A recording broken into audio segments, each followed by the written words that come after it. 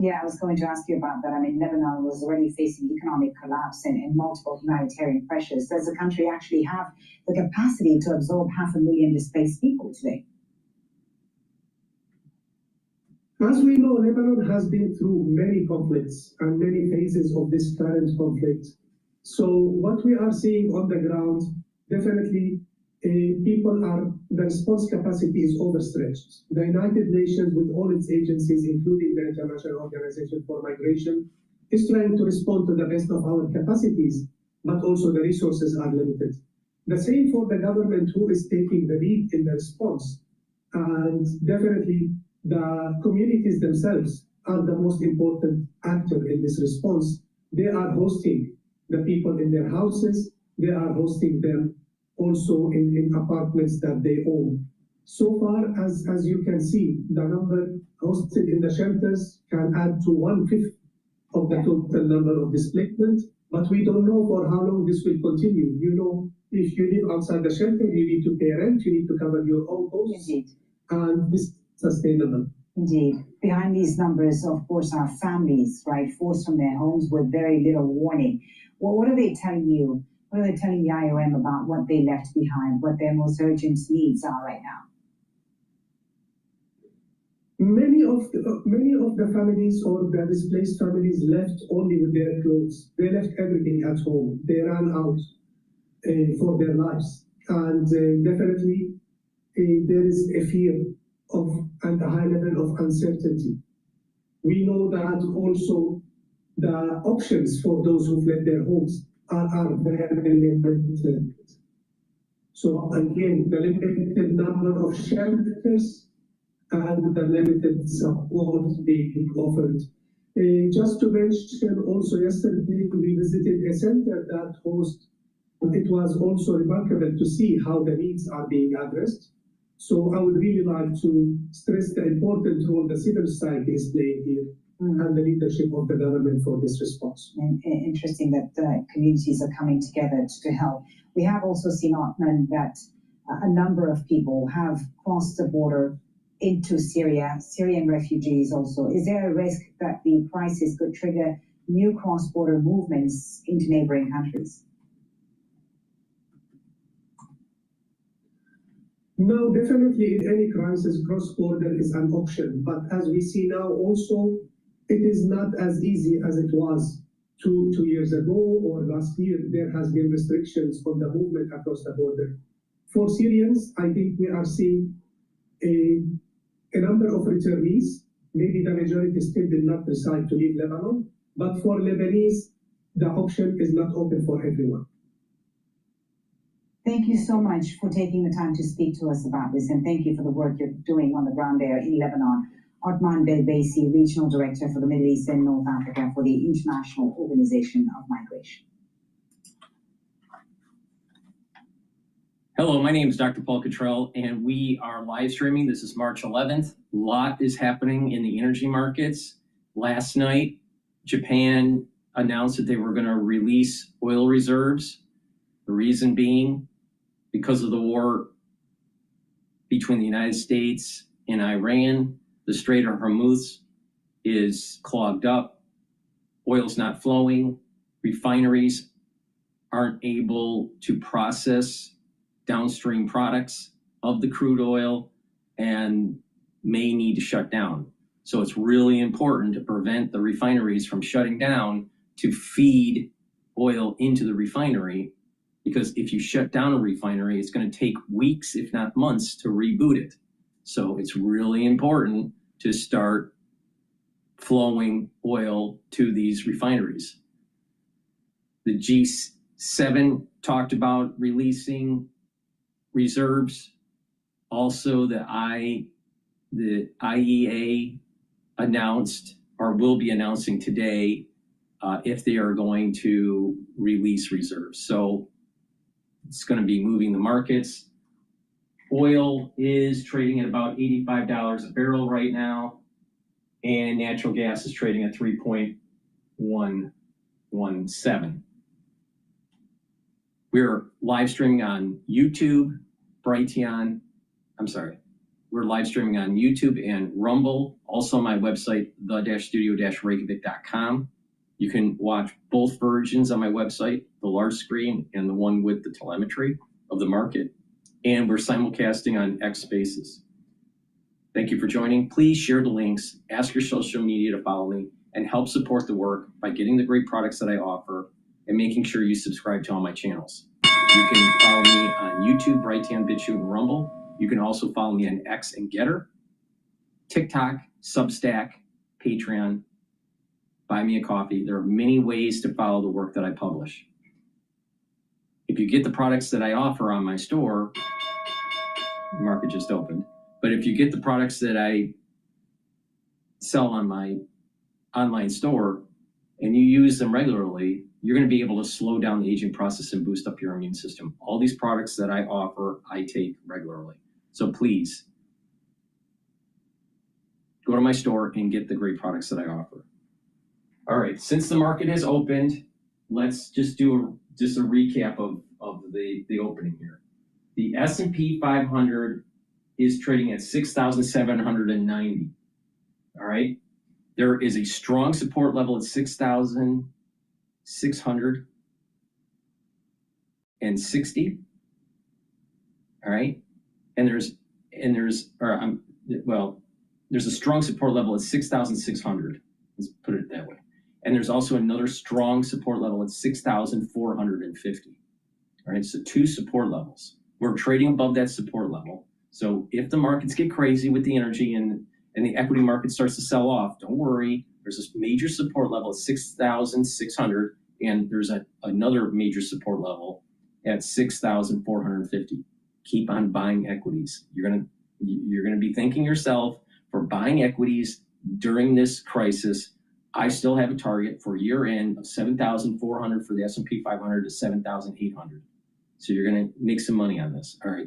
In addition, the energy markets are wild. All right. It's not easy to trade, even for professionals. So if you can't take the volatility, don't do it. VIX, talking about volatility, the VIX index is trading at 24. I did a market update last Sunday, and I predict that there's a high potential of VIX going to 45 throughout this crisis. All right, so pay attention to that volatility. The Euro USD is trading at 115. The currency markets are relatively stable, and actually dollar is somewhat gaining momentum, and therefore, the United States is a safe haven. The Japanese yen is trading at 158.54. Oil is trading at 85.39, and Bitcoin is at 70,000. Now, in terms of ETFs for the energy sector, you want to take a look at Gush and DRIP. Gush is trading at 34.44. DRIP is the inverse of Gush. That's trading at 5.4. And UCO is long leveraged ETF for crude, and that's trading at 33.98. All right, with that said, please go to my store, the-studio-reykjavik.com. Get the products that I offer to help to improve your health and wellness. These are products that I use regularly. Get the structural nano silver soaps. They neutralize and help your skin. Use them daily. You can get it in lemongrass. I have it in stock in lemongrass and also in peppermint. Get a few bars for your household and use these very high quality soaps. I also have magnesium and zinc. Magnesium and zinc will help to boost up your immune system, but also help with brain function. Magnesium is super important for brain function, and magnesium helps to improve the efficacy of vitamin D3. So when you're taking vitamin D3, it'll work better in your body when you're also taking magnesium. So please go to my store, get the magnesium and zinc, take it every day. And vitamin C and magnesium helps with the skin, helps with brain function, and helps with your immune system. You can take it with the magnesium and zinc, or you can take it also separately, but I recommend taking it together. Please go to my store, the-studio-reykjavik.com, and make sure you use discount 5 and you get $5 off any order. With that, let's go to the markets. CNBC is what we're going to listen to first. Yes. But I do think, in general, that when you have a conference call like Oracle, which was no longer just pound the chest, it's just matter of fact, they have KPR, and you know they're going to make money in the back end. That allows Nebius, that allows CoreWeave, that allows Core Scientific. It allows so much to go up. And I know that we have to talk about Hormuz, but if you were to talk about AI, Oracle tells you it's happening. Yeah, leading the S&P this morning, as you said, it's accelerated its gains. Even some software skeptics like Ben Wrights, Amelia, saying this is probably going to bring some comfort to the group, although he sticks with a hold for now, Jim. But I know that Ben, it's very funny, because Ben said, look, the call's a snoozer. And I was like hoping it would be a snoozer. What you wanted was just a good quarter, and you got a buried. Yeah, that's the other thing the desks are saying is what they didn't even really have to raise their revenue guide by $1 billion. No, they didn't. Now, the people who are buying it have to understand that they're going to drill you. They're going to drill you if they're at the market. Now, so that means that if you pay up, you got to remember that they have to raise $20 billion. But this kind of thing tells you, easy as pie. When you have that stock up, you want to raise $20 billion. It seems like you can do it in a couple of days. It's a remarkable thing, and it's a shame that it's being. Well, now it's really showing its true colors. I was just shocked when Morgan was on, and I love her show because you have kind of good pre of what's going to happen, and you look at it and say, do they not know? Do these guests not know what's about to happen? I mean, this was Vesuvius, and all the people were betting against Oracle. I've seen them in their frescoes. Yes, if you missed what Ellison said about these SaaS compilers, take a listen. Thank God we have these coding tools now that allow us to build a comprehensive set of software, agent-based software, to automate a complete ecosystem like healthcare or financial services. That's what we're doing at Oracle. That's why we think we're a disruptor. That's why we think the SaaS apocalypse applies to others, but not to us. Now, you said yesterday that they never lack for confidence, right? So I said that it's going to be great. Yeah. They on the conference call, they're like, well, they're coming out of the tunnel. You have to understand, they're doing. There's the dry ice. Yeah, and they're like coming out there, and you don't want to get in their way. And one of the things that I thought was incredible is I even thought that they might have to sell Cerner, which I think is a mistake. This goes against Epic, which is just unbelievably powerful. Get rid of hospital, you have Epic, it's everywhere. A great portal. I then felt into this that even. All right, let's go to Al Jazeera. They're talking about the Strait of Hormuz and the trade disruption here. Let's find out more about this, the impact on the global economy, with Frederick Schneider, who's an economist and a non-resident fellow at the Middle East Council on Global Affairs. He's joining us from Edinburgh in the UK. Thank you so much for your time. So nearly 1/5, as we saw there, of global oil flows through the Strait of Hormuz. Now, if Iran even partially disrupts this route, are we looking at a short-term market shock or a structural global energy crisis? Well, the market is kind of split about that, and we see that in the volatility of the price. But in general, I think that the impression is that there is an economic lose-lose situation for everybody, for Iran, for the United States, and that will force an end rather sooner than later. But I'm not that sure. I think the economic pressure is on, but there's no off-ramp really, neither for Trump, although Trump is waging a highly unpopular war. He's a very unpopular president. Inflation will only increase that, but I don't think he has a face-saving off-ramp, and he might just be carried away by the unstoppable momentum at the time. So you don't think the U.S. is in a better position than most countries to absorb the shocks, or is it as vulnerable? Well, I mean, the U.S. is energy independent, but of course it's part of global energy markets, and we have seen an increase in petrol prices, even in the U.S., by about 30% at the moment, and that's catastrophic for working class people, who are the constituency that Trump tries to appeal to during this election. So definitely there's some inflationary pressure even in the US. Yeah, because energy prices, Frederick, the spike in prices does not just affect oil markets. They ripple through food production, fertilizer costs, and electricity prices. How quickly do you think households around the world will start feeling the consequences of this crisis? Well, we're already seeing that, right? If you take Asia, for example, which is the primary place of demand for Gulf oil and fertilizers and gas, we see places like Japan, South Korea, Thailand, Vietnam, India, they are all increasingly exposed to that. And we see them already taking measures like closing schools, putting university lectures online, implementing four-day work weeks, rationing gas supplies away from industry towards households, etc. So we already see that. Same in Europe. I just came back from Germany, and I saw prices at the pump above €2. Gas prices have shot up by 70%. So we're already seeing that around the. So if the conflict persists, Frederick, do you think we could see, geopolitical realignments in energy markets accelerate, particularly among Asian importers who are heavily dependent on Gulf oil? The intention is definitely there. It will depend a little bit on, what if we have stagflation, we also have high interest rates, and that makes borrowing difficult to invest into these things. But definitely, for example, consumers will be driven towards buying EVs. They will be driven to buying heat pumps, rooftop solar. There will be a drive to just diversify hydrocarbon sources, definitely. And this will have some long-term. People are being stupid. You know why?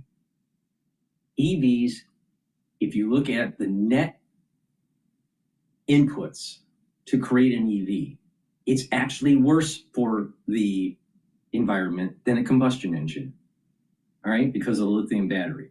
In addition, EVs cost a lot. They're not durable. You can't keep an EV for 6 years.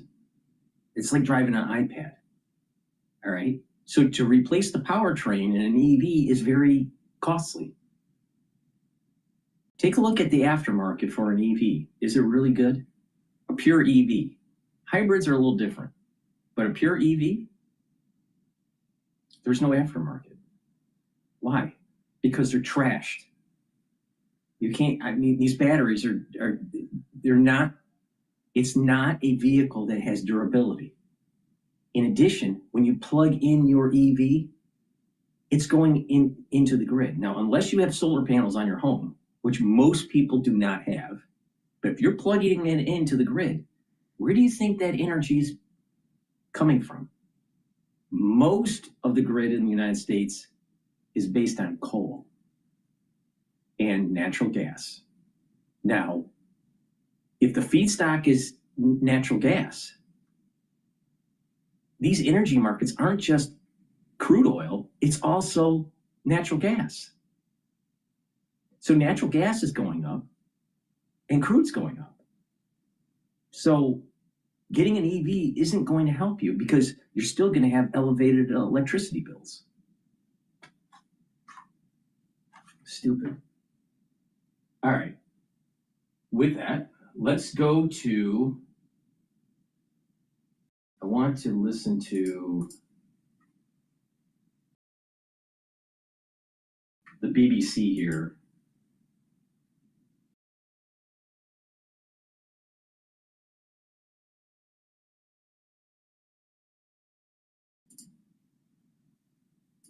Day 12. Well, let's turn now to David Metzer. He's an Israeli government spokesperson in the office of the Prime Minister Benjamin Netanyahu. Good afternoon. Good afternoon, Martha. Good to be with you. Yeah, Sarah. Excuse me. No, that's okay. Sorry, Sarah. That's okay. The new Ayatollah we were hearing there about Saudi Arabia waiting to see what direction he's going to take Iran in. What do you know of him the son, of course, of the last Ayatollah, Ali Khamenei.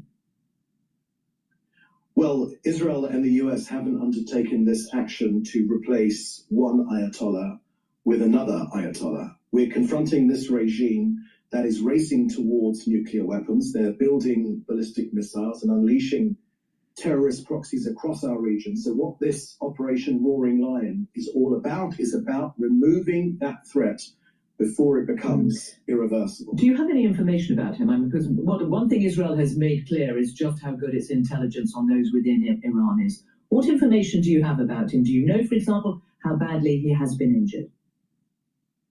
Well, I've got nothing to share with you, but what I can tell you is to the people of Iran, and also to the many Iranians in the diaspora, but ultimately to the people of Iran, they should well understand, and if they're able to listen to the BBC in Iran, our Prime Minister said this very, very clearly. We are waging an historic war for your liberty.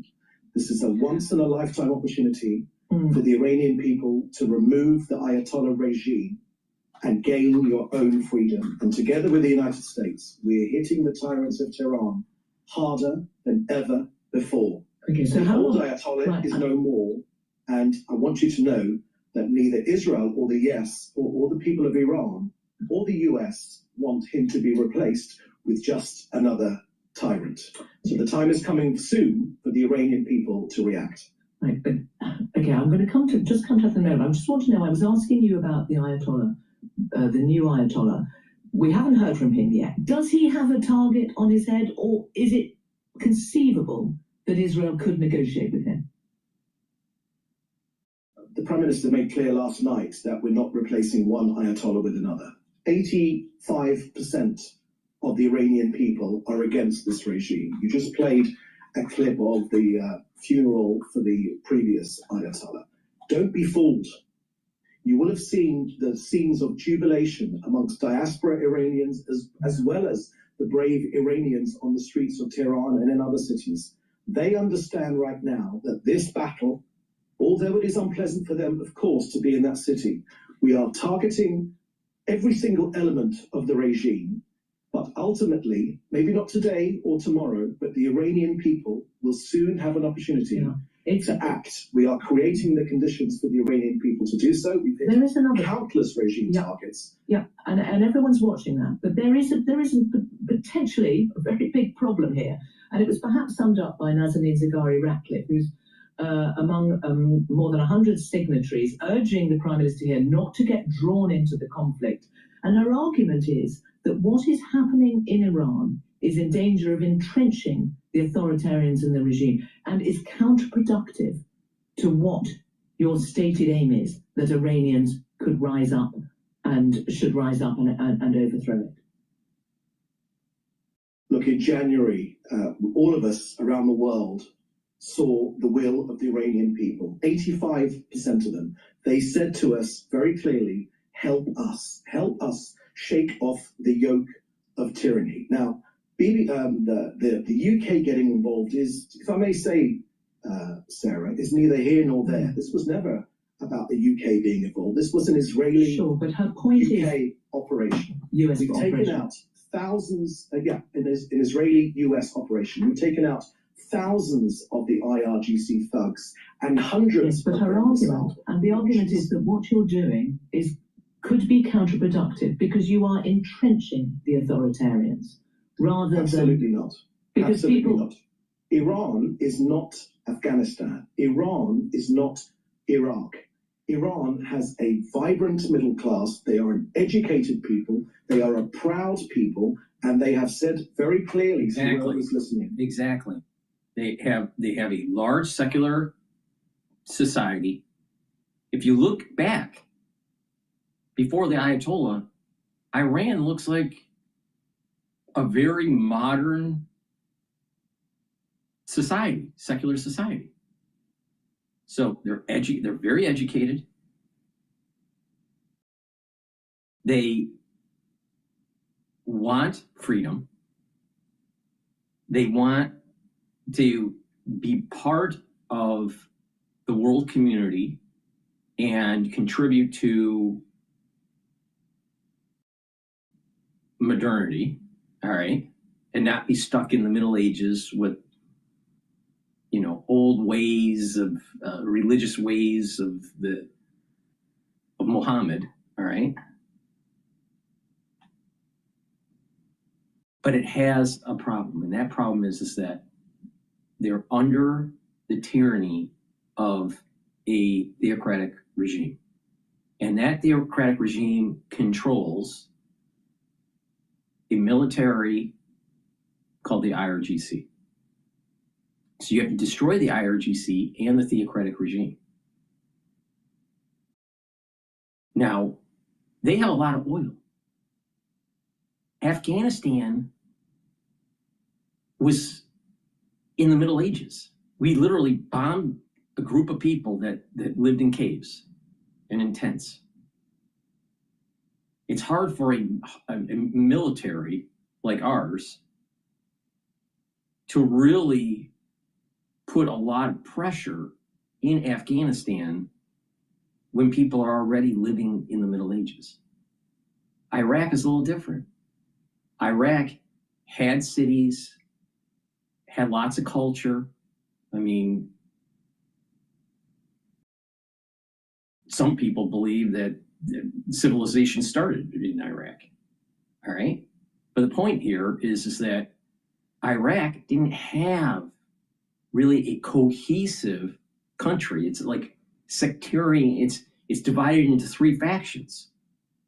And modern day Iraq is really the creation of Western nations, I believe, after World War I. But somewhere around World War I, because of oil, all right? So they have lots of oil, really important for the energy market.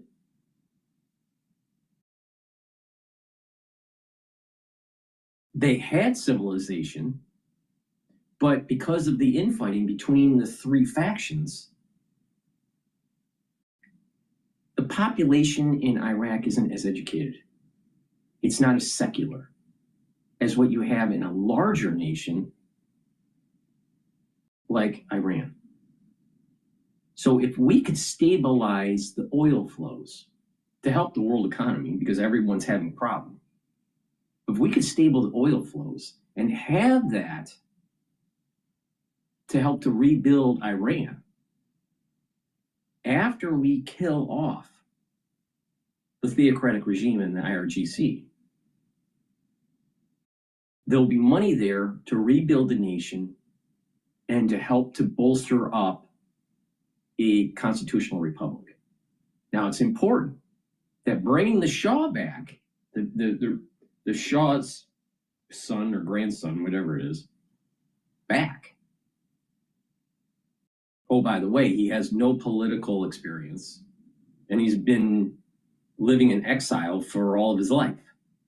But having the Shah come back, the Shah's family come back as some sort of monarchy is also wrong, because the educated, secular part of Iran can govern itself through a constitutional republic. We can use our system of government, not a parliamentary system, but our system of government, a balance of powers between a legislative branch, executive branch, and a judicial branch, and where it's bicameral, a Senate and a House of Representatives. When you do that, and you leverage to stabilize the economy in the currency markets, the IMF and the World Bank, and we as a nation and some allies, using some parts of the UN as an institution to help to make sure there are free elections, Iran can be a constitutional republic. And that's what Trump should be saying. That's what Trump should be saying. The end game here is we kill the Ayatollah, the theocratic regime. We destroy the IRGC. We use the international community economically and politically to be able to bolster up a constitutional republic for secular Iran. That's the end game. That's what he needs to say. Because when we do that, we are giving birth, the United States is giving birth to a free society in Iran. My concern is that Trump, maybe the CIA, other countries, they're going to look for an easy solution and bring the Shah's relatives back, or maybe make a deal with some sort of light Ayatollah so they could be a puppet to stabilize the region and make sure oil flows are happening. But if you do that, most likely you're still going to have infighting within the country. And between the secular part of society and a monarchy or a theocracy. And if you, especially with the Ayatollah, the theocracy, if we allow for them to remain, then Trump gets out of office, they slowly reconstitute their military and their weaponry and their nuclear capability, maybe even biological weapons. And we know all about that, right? How are we gonna deal with the problem then? We're never gonna have a president like Trump ever again. In our lifetime, we will never see a president like Donald Trump. There will not be a president that's willing to do what he's doing. This is our last shot to do it. This is our only hope to make sure that we get the job done. If we fail at this, future generations will suffer. Now, they're either going to suffer through biological warfare, chemical warfare, and or nuclear warfare. So killing the regime and taking some pain through the energy markets is better off in the long run. Because if you kick the can down the road, if you try to use expediency to solve this problem, what's going to happen? Future generations are literally going to die, and it's going to be measured in mega deaths, not just 6 here, 10 here, 100 there, 1,000 there. It's going to be measured in millions.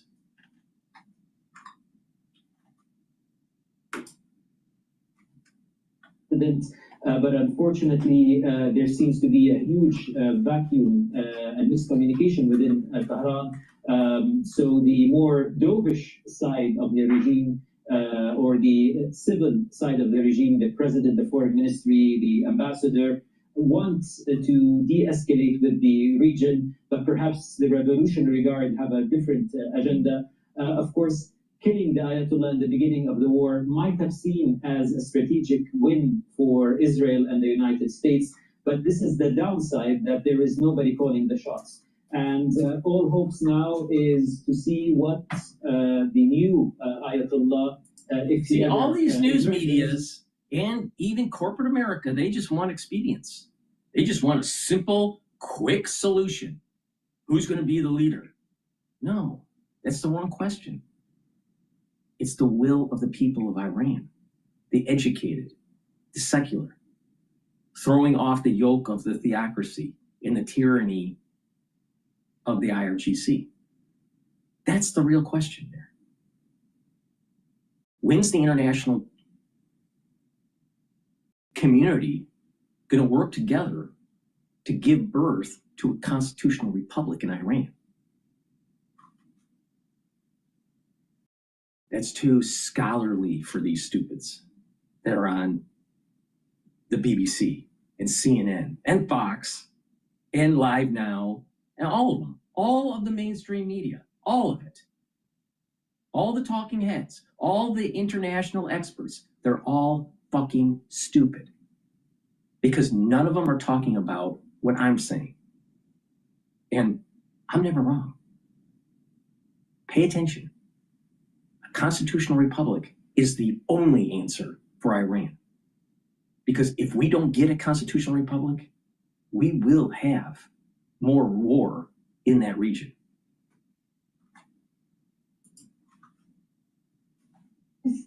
Within the administration and in the Republican Party about last week's oil spike, I think right now Republicans see it as a manageable problem so long as it's not a persistent issue for the GOP. But there's definitely, what I'm sensing is some nervousness about that, for sure. Well, that essentially will come down to the cost of living, of course, which, of course, he was elected to solve. Politico are reporting today that gas prices in the Cincinnati area have gone from 264. So what? So what? So what? Like General Keane said on Fox News, take the pain so the future generations will benefit. Getting rid of the theocracy of Iran, getting rid of their military capability, and having the chance to boot a constitutional republic in Iran is worth it. Because in the end, energy will be more secure. The world will be more secure. Most of the terrorism in the world that's Islamic terrorism is coming from Iran, directly or through proxies. So knocking that out, you're knocking out a huge percentage of the funding mechanism of Islamic terror. And oh, by the way, what about payback? What about payback for the coal, the bombing of the coal? What about payback for the Iran hostage crisis? What about the payback for the Beirut bombing of the Marine barracks in the 80s? Oh, did we forget? They keep on saying the theocratic side of Iran is saying that we're the great Satan. They need to destroy us. So if they have capability like biologic, chemical, radiologic, don't you think they'll use it? They have drones, they have ballistic missiles, and they're hitting their neighbors. What do you think they would do with an intercontinental missile? Oh, you're worried about the gas prices. You're worried about the cost of energy. In the long run, the world will be better off. This is why I keep on saying, don't look at this from a short-term fix. It's got to be a long-term solution. Do you think if we had a containment policy for the Nazis during World War II, that the United States would have emerged as such a hegemonic power? The world was better off by absolutely destroying Germany. The world was better off absolutely destroying the Japanese Empire.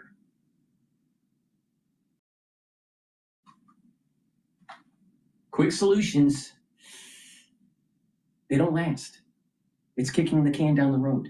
And the whole problem in the Middle East has been this issue, kicking the can down the road for decades. To see some of the developments there. So having the resource to speak to people to get the most up-to-date in this fast-changing situation. The UAE has obviously established itself as a safe haven in the region, and it does very well from that. It profits enormously from it. And that has undoubtedly been damaged. There must be some sensitivity about the reporting, if not to spread panic, but also to protect and defend what is so dear to the UAE. I think it's not about sensitivity. It's about accuracy. Again, as I said, in a fast-moving situation. Also, as you said, it's a safe haven. There are people here from all walks of life who have had different experiences, and there are different industries. We've just had Iranian state media saying that this is a war on infrastructure, and infrastructure in any war, in any country, is part of the national security, is an extension of national security. And, you know, I'm sure you, like I, have covered wars in different times where you have to be very careful that what information is being shared and what information we can have is not actually becoming part of the war effort or war propaganda. Do you get a sense that the interceptors which are being fired to bring down these missiles and drones that are incoming, that there are enough stocks of that, or is there some apprehension about that? I think the stocks I are don't depleting. think that's the sort of issue that you can go with a sense, even though we are hearing global officials now saying how they feel about something or they sense something. It is about facts on the ground and what's there. There isn't apprehension because, again, the officials we speak to, the sources we speak to, are quite confident of their abilities. And also, let's not forget, from Italy to France to South Korea, there are many countries There's that are breaking now news part on of this CNBC right now. IAE releases 400 million Now, barrels. one important thing to note here is that we do have to see what the flow rate is going to be. The headline number here, 400 million barrels, the largest reserves tapping. But the question now turns to how quickly can those barrels get out of storage? It's not necessarily immediate. Also, we're waiting for details here on the extent to which it's going to be crude releases versus product releases, because that is going to impact how these markets trade looking forward. But WTI now here up some 2% as these 32 member countries announced the largest tapping of strategic reserves in history amid the disruptions in the Strait of Hormuz. Guys? So, Pippa, just some context, that's about double what we got in 22. And you mentioned the flow, that's going to be an important number, but also mix is going to be important because some countries have crude to offer and some have refined. That's right. So in Europe, it's primarily refined products, while in the U.S., it is essentially all actual oil. And what we're seeing here now is that it's not just oil, it is also very much a product story, given how much passes through the Strait of Hormuz and how key that area is for refining. And so the extent to which this trickles through to things like RBOB and diesel, both key, of course, for the economy, diesel known as the tax on the consumer, remains to be seen. Also, a lot of the diesel that's refined in the United States does come from those heavy distillate barrels out of Saudi Arabia. So we have to see what the mix breakdown is. And finally, just one thing to add, there is not an SDR equivalent for natural gas. So continue to watch TTF in Europe as well as in Asia, because Qatar's facility, Ras Laffan, being offline, that's 20%. And so that could be the longer term story here. All right, oil is trading. WTI futures are trading at 84.63. Natural gas is trading at 3.088. Gush, which is long ETF for energy companies, with this news, it's starting to go down a little bit. It's at 34.74, and DRIP, which is the inverse of Gush, it's slowly creeping up at 5.397. But of course, we saw that wild volatility yesterday as well as Monday. And so as more trickles out in terms of what's actually happening in the Strait of Hormuz, no doubt we'll see more swings in oil prices today.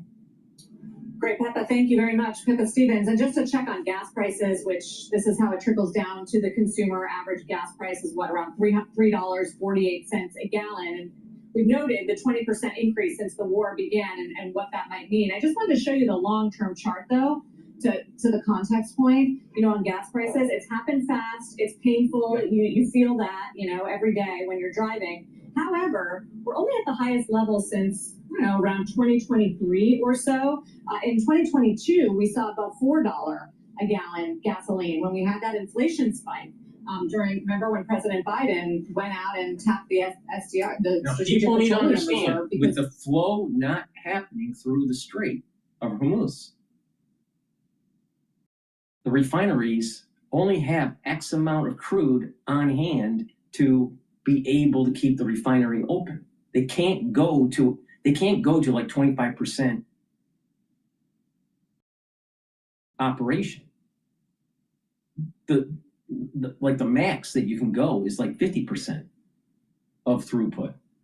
So if you don't have enough crude coming in that's on order and coming to the port, and you don't have enough in reserves next to the refinery will have to shut down.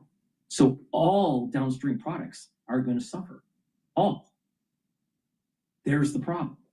Because once you shut down a refinery, you can't just turn it back on. It takes weeks or months to boot it back up. So this is going to be a major problem in all downstream products: gasoline, diesel, jet fuel, plastics, pharmaceuticals. Also, in some cases, fertilizer. Anything that uses crude oil is going to suffer. And if you look at our modern society, almost everything in your life is tied to crude. Everything. So if you think that you're going to be able to weather the storm by just putting a solar panel on your house and you know, living off the grid and all this stuff, you can't live without oil. We cannot have a modern society. You can't even have modern medicine without oil. Our modern medicine would be back into the 1700s if it wasn't for crude. And a lot of people don't understand this. So they have to release the reserves and some of the products that are in reserve by these countries to try to help with the price. But those oil reserves, they need to be fed to the refineries so they don't shut down, because you can't boot them up right away. All right, this is major. Okay, with that, I want to listen to what Bloomberg is saying about this topic here.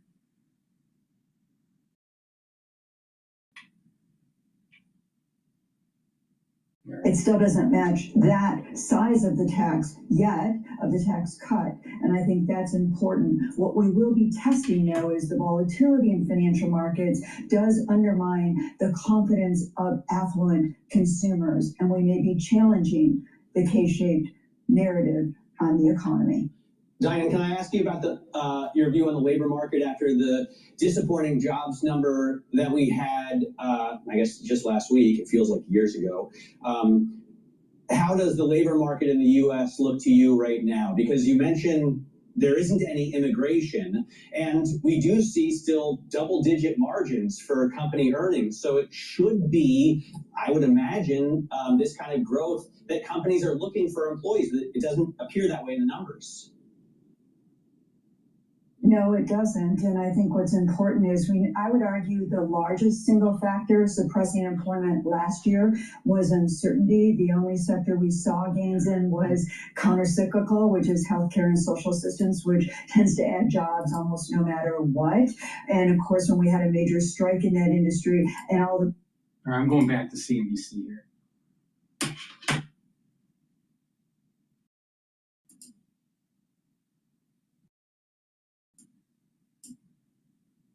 It's kind of where it should bottom, if it's going to bottom in this neighborhood. So if we're going to get past the Iran stuff, we also have to look to, well, do we get past the private banking issues? And watching these private capital stocks, if they can act better amid just widespread pessimism. Let's go to BBC.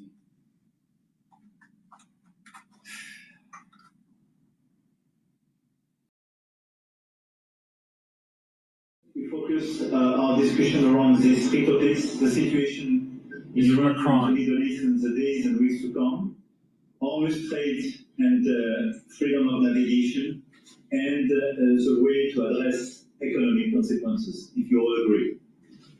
And so, Donald, if you agree, I give you the floor. This is the G7 summit. Well, I do agree, and I think we're having a tremendous impact, unbelievable actually, impact this is Trump. On the world. Because we're destroying a great producer of terror. Nobody's ever seen anything like it. It goes back 47 years. Another thing that's important here, the audio on that G7, it was being recorded off a cell phone, so that's the reason why the audio was so bad. But another important feature here is Trump is the 47th president of the United States. We have the anniversary of the 250th celebration of the founding of the nation. And I don't find it as just a coincidence, because I think Trump is blessed. Don't understand why, but he's blessed, all right? He's the 47th president, destroying Iran. And this all started 47 fucking years ago because of the Iran hostage crisis. I'm telling you, what happened back then in the 70s is directly tied to what's happening today. It's almost like we went into a time warp, or some sort of looped timeline, but 2026 is looped into the Iran hostage crisis.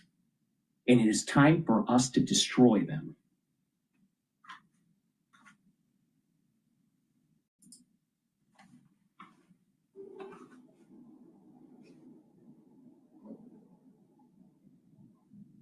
All right, let's listen into Al Jazeera here.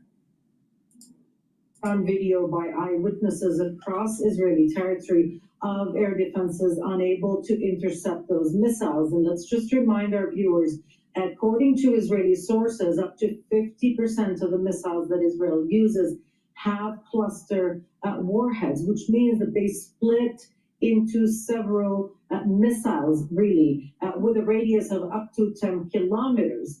That means that rescue workers and emergency workers have to comb that radius for hours in order to make sure that there are no unexploded ordnance to really verify where they fell. We've seen reports of several fires in impact sites, but the Israeli military censor insists that all missiles fired overnight and today did not cause any damage. But the threat is clearly persistent, Noor, and Israel is engaged on another front in the north with Lebanon. How is that affecting the mood at home? How are people coping with this constant state of war? Hey, it's time. This thing has been going on for 3,000 years. It's time to end it. Please go to my store, the-studio-reykjavik.com. Get the omega-3. This will help with your cardiovascular health. You should be taking this every day. How it works is it brings down inflammation, and it also helps to improve your lipid profile. When you do that, you're reducing plaque formation. Super important. Please go to my store and get the omega-3. And a dual-purpose product that I have on my website, the-studio-reykjavik.com, olive leaf extract. This will help to boost up your immune system and help with your cardiovascular health. It brings down inflammation, helps with the lipid profile. You can stack them together to get a synergistic benefit to help with your cardiovascular health, but you also are helping your immune system, right? So you get more bang for your buck. So please go to my store, get the omega-3 and the olive leaf extract so you're healthy, so you see the actual destruction of Iran by the United States. Because you know what? It's been 47 years in the making.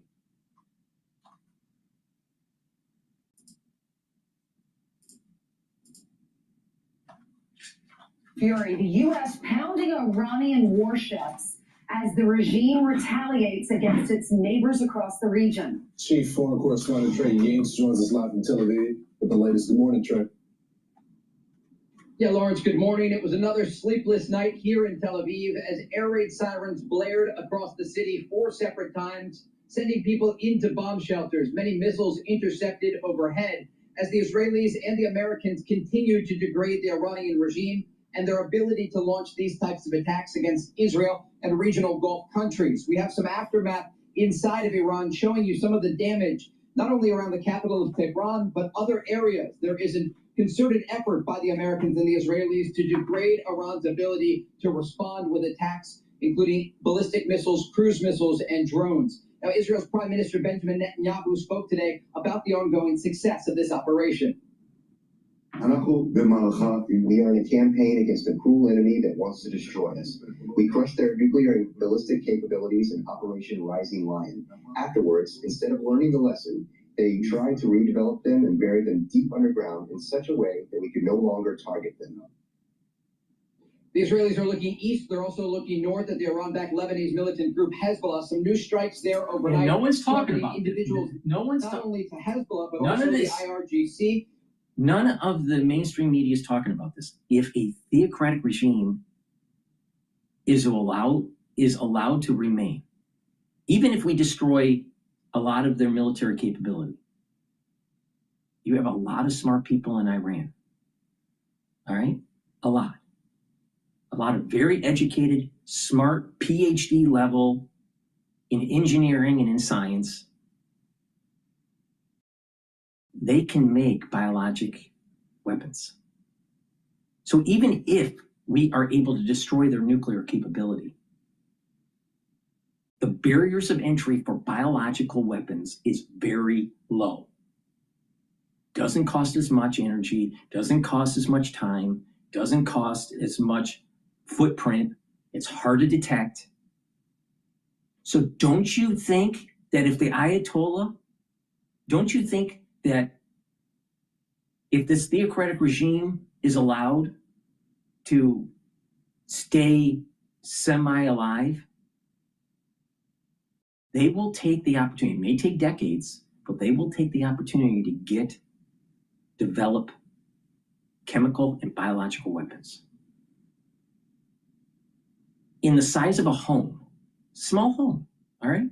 Size of 1,000 square feet, you can easily develop a biological weapon to kill half of the population in the United States. All right? So don't you think that it is very important to make sure that the theocratic regime is absolutely, completely fucking destroyed? But the problem is most podcasters, they don't have a science background.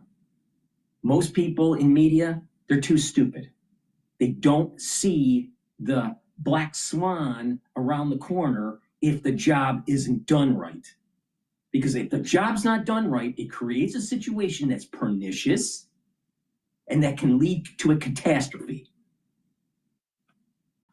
Now, if you're the Ayatollah, the son of the Ayatollah, or grandson, or one of the high-level clerics, and you're allowed to stay alive, and you somehow can maintain power in Iran because of expediency of the Western powers, and they want just a quick solution, don't you think that you'll wait 47 years to unleash a biological weapon? Don't you think that they'll wait to say, you know what, we will, I mean, the religion believes in setting the whole damn world aflame to usher in their messianic era. Don't you think that that's a problem? Don't you think that we need to become a little bit Caesar-ish? Don't you think we should become Caesar and go into Gaul and chop off their fucking heads? Yeah. Yeah, that is the answer.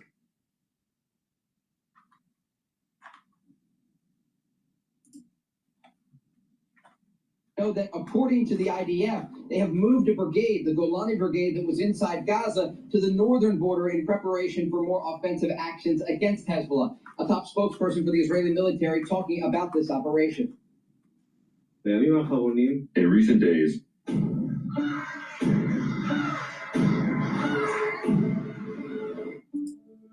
something's different. In recent days, we've identified that Hezbollah is trying to increase the firing towards northern communities and expand the range of fire to additional areas in the country. Hezbollah is taking heavy blows. We are deepening the damage to its capabilities with each passing day and increasing the pressure on it. We're tracking a lot of developments here, not just from Lebanon, but also in Iran this week. There were pro-regime demonstrations. You can see people here chanting in support of Mustafa Khamenei, the new supreme leader of Iran. What you're not seeing in the streets of Iran right now is the anti-regime demonstrations, because there is real concern about another crackdown against those civilians. We know earlier this year, an estimated 32,000 people were killed in those protests. Guys? Well, Trey, what did Netanyahu mean when he said to the Iranian people, in the coming days will bring opportunity to free yourselves? I'm working on some reporting on this specific topic right now, but there are clearly things going on behind the scenes that indicate the Americans and the Israelis want to empower the Iranian civilians who are against this brutal regime to go to the streets once again. We don't know exactly when that will happen or if the conditions will remain in a way that would allow them to go to the streets and not be killed by security forces. But we do know, as a result of Operation Epic Fury, many of the people responsible for the crackdown on protesters have been taken out, and the besieged forces and IRGC headquarters in Tehran have been destroyed in this operation. And so these heavy blows will continue to be inflicted on the Iranian regime, and we can expect an increase in strikes throughout the day today and even into tonight. Hey, your reporting that you started off with when it comes to the brigade that was on the Gaza border from Israel, Is that a ground force that's making its way? Yes, it is, Lawrence. It's a ground force. The Golani Brigade was one of the, you could describe them as the tip of the spear for the Israelis when they were entering on the ground to fight Hamas inside Gaza. We met many of these soldiers throughout the course of the war, and they are trained ground fighters. They have the ability to go into Lebanon deeper if the Israelis make that decision. Right now, we know there are tanks and troops deployed in southern Lebanon. Over the weekend, 2 Israeli soldiers were actually killed by Hezbollah in southern Lebanon. But it's an incredibly difficult terrain to operate in, and again, an indication of why they are moving the Golani Brigade, a brigade that has this fighting experience. So, Trey, a little bit of analysis and mixing with the reporting with this question. Why do you think the Arab Gulf states, I just saw it today, Saudi Arabia stopped ballistic missiles aimed at Prince Sultan Air Base. We saw the UAE been targeted again yesterday. At what point do they start standing up for themselves and hitting back? Do you think the very US soon, Israeli forces... very soon, Qatar's representatives have basically said that this is a sovereignty issue. Iran bombing Qatar is an act of war. So you have nations, and here's the thing: a lot of people don't understand. You have the Sunnis and the Shia. Iran is Shia. A lot of the other Gulf states are Sunni, all right? But they have populations that are small that are Shia. And so, you know, they're a little bit worried of maybe some instability in their country. But Iran bombing the neighboring countries in the Gulf is only going to galvanize the Allied forces to kick the shit out of Iran. Now, this has been coming.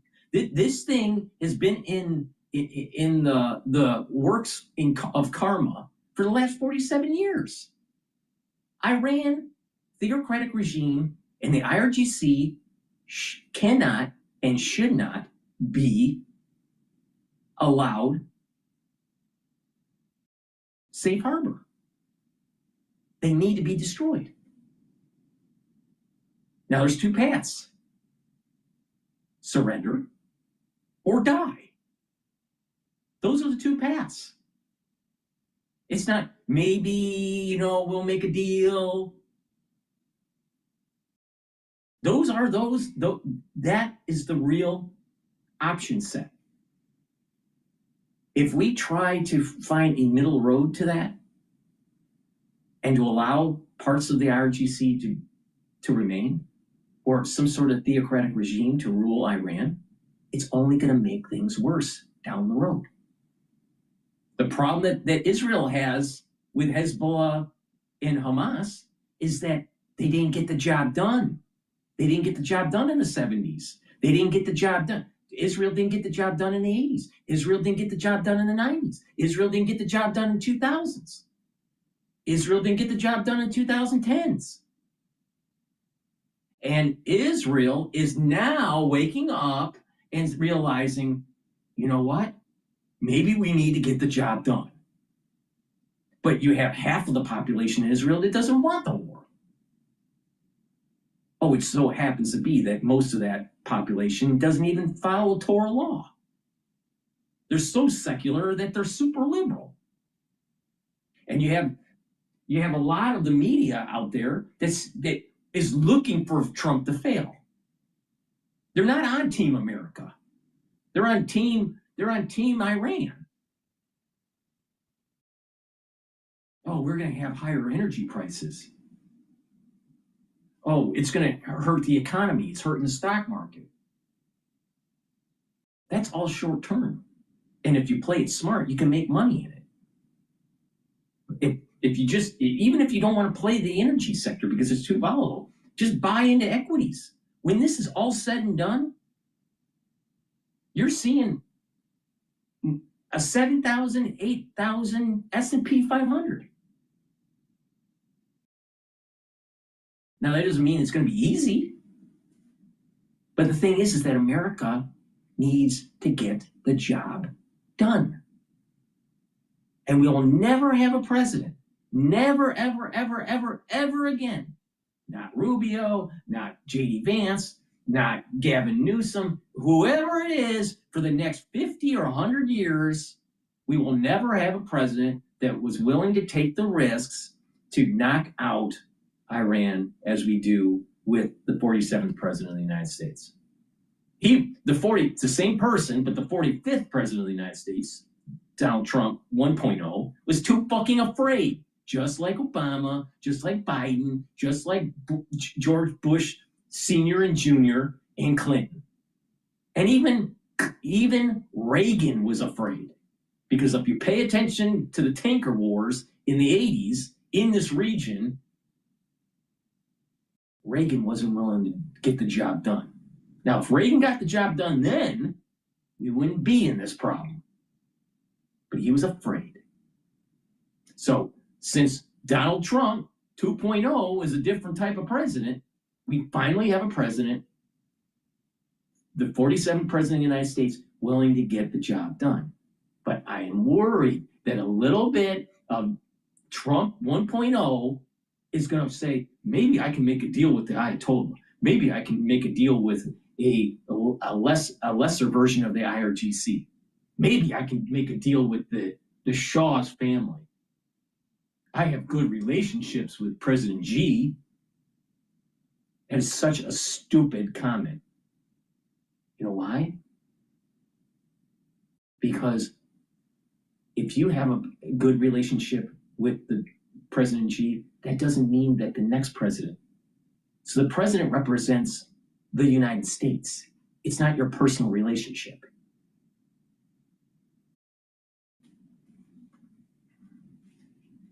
So Trump worries me. Trump, I think he's on the right path, but there's still an element of 1.0 Trump where you look for expediency. That is definitely the wrong path. So what if we have $200 oil, which we're not going to have? But so what? So what? Stop complaining. Buy the futures. Make money in it. So what? The real issue is destroying the enemy. I mean, we do not even have the Constitution, the wherewithal in our citizenry to be able to weather the storm of the Iran war because of higher gas prices. Can you imagine what people had to go through during World War II? In the shortages they had? I mean, there were rationings that were taking place with food. People are still living high on the hog today. Compare what people were living during World War II to right now what's happening. And we have people that aren't willing to get behind the president and actually support the war effort. Think about that. We have lost our war ethos. Pete Hegseth is right. Look at the military. The military is doing a great job now, but the military that he inherited when he became Secretary of Defense, Secretary of War right now, all right, was a neutered military, a military of DEI, a military that couldn't even do sit-ups or push-ups or run a mile. Too many generals, too many participation medals, and no war that was won. We didn't win Afghanistan. We didn't win Iraq.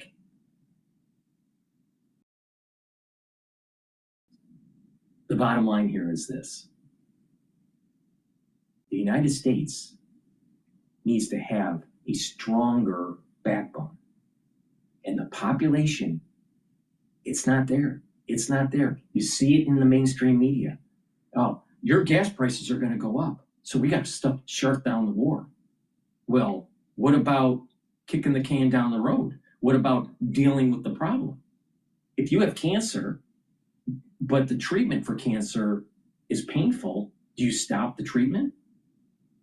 Let's say there is a high probability of having your cancer go into remission or to be cured of it, but you have to go through some pain. Do you go through the pain? Or do you just say, I don't want the pain anymore, I'm just going to die from cancer? That's the situation that we have with Iran. Take the pain now, and things will be better in the future. That's what the greatest generation did. The greatest generation went to war, and they had food rations, they had, rationing of energy.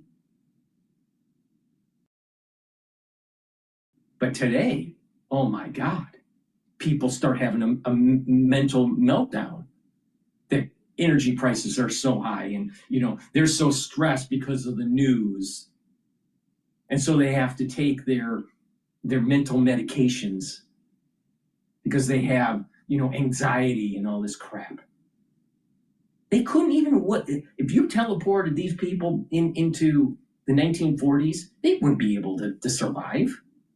They're weak. They're weak. What about teleporting these people that can't deal with the stress and the anxiety of the news? Teleport them during the Great Depression. This is a major problem in the United States when it comes to its population. Now, Pete Hegseth is fixing the military part of it, but we still have a bunch of wussies in our country that aren't willing to get behind something that's really important, that will last generations.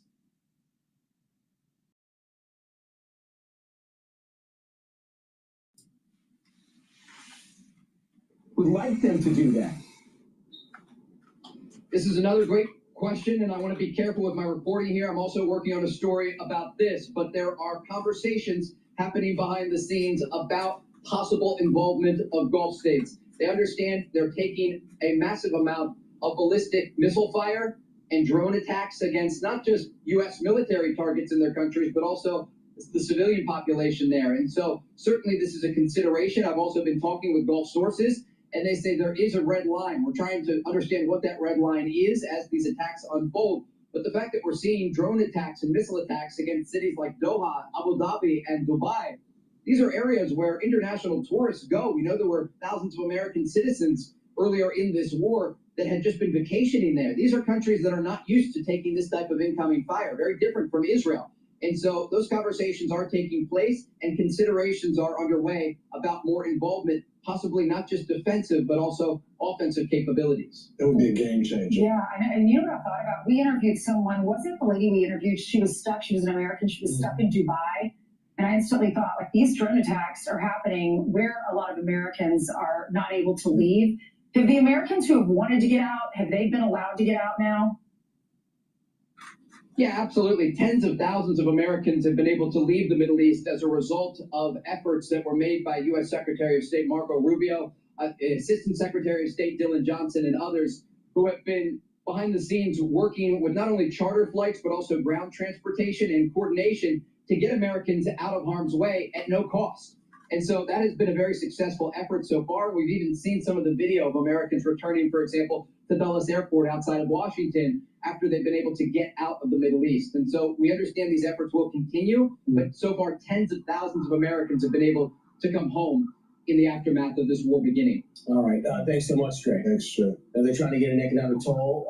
Have the region pay an economic toll? We'll pay an economic toll. The one way to do it, to bring that price of oil down and gas, is to start escorting the ships. I hope we start doing that. Yeah. The minute the escorts stop, you're going to watch the price per barrel go down. It's already down in the 85 from 120. It did go down. Meanwhile, now let's go to Steve Harrigan, who is live at the border between Iran and Armenia. Steve.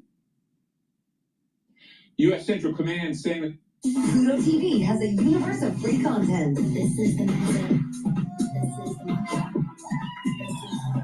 Pluto TV is always. U.S. Central Command saying that they have destroyed 16 mine-laying Iranian ships in the Strait of Hormuz. Of course, that narrow waterway is where 1/5 of the world's oil flows through. President Trump issuing a stark warning, posting, if for any reason mines were placed and they are not removed forthwith, the military consequences to Iran will be at a level never seen before. Central Command also posting the following numbers. They say that 50 Iranian Navy vessels have been destroyed, basically rendering Iran's Navy combat ineffective. Also, there have been 140 injured U.S. service members. Of those injuries, just 8 seriously injured. And finally, a stark warning on potential internal dissent in Iran. Iran's police chief saying that protesters on the street will be treated like enemies of the state and that security forces have their fingers on the triggers. Guys, back to you. Hey, so Steve, just real quick on the pace, it doesn't seem like a lot of people are trying to get out of Iran through that border area that you're at, right? Just a trickle? They're not. It's a sleepy little town, 2 or 3 a day. We spoke to some this morning, and that could change in a hurry. This is really one easy, free way out. The border is open. All right. Thanks so much. All right, before we continue with Fox News, please go to my store, law-studio-reykjavik.com. This stack that I'm going to show you is going to help with your brain function, cardiovascular, and also your immune system. Ashwagandha root helps to control cortisol levels and helps to control your blood glucose levels. Super important to take every day. Take ashwagandha root. You can take it separately, but if you stack it the way I'm telling you to, you're going to get added benefits. Lignans will help with the immune system and also your endocrine system. Soaks up free radicals and brings down inflammation. And turmeric soaks up free radicals and brings down inflammation. You stack these together and take it every day. What's going to happen is that by bringing down inflammation and soaking up free radicals, at the vascular level, you're reducing plaque formation.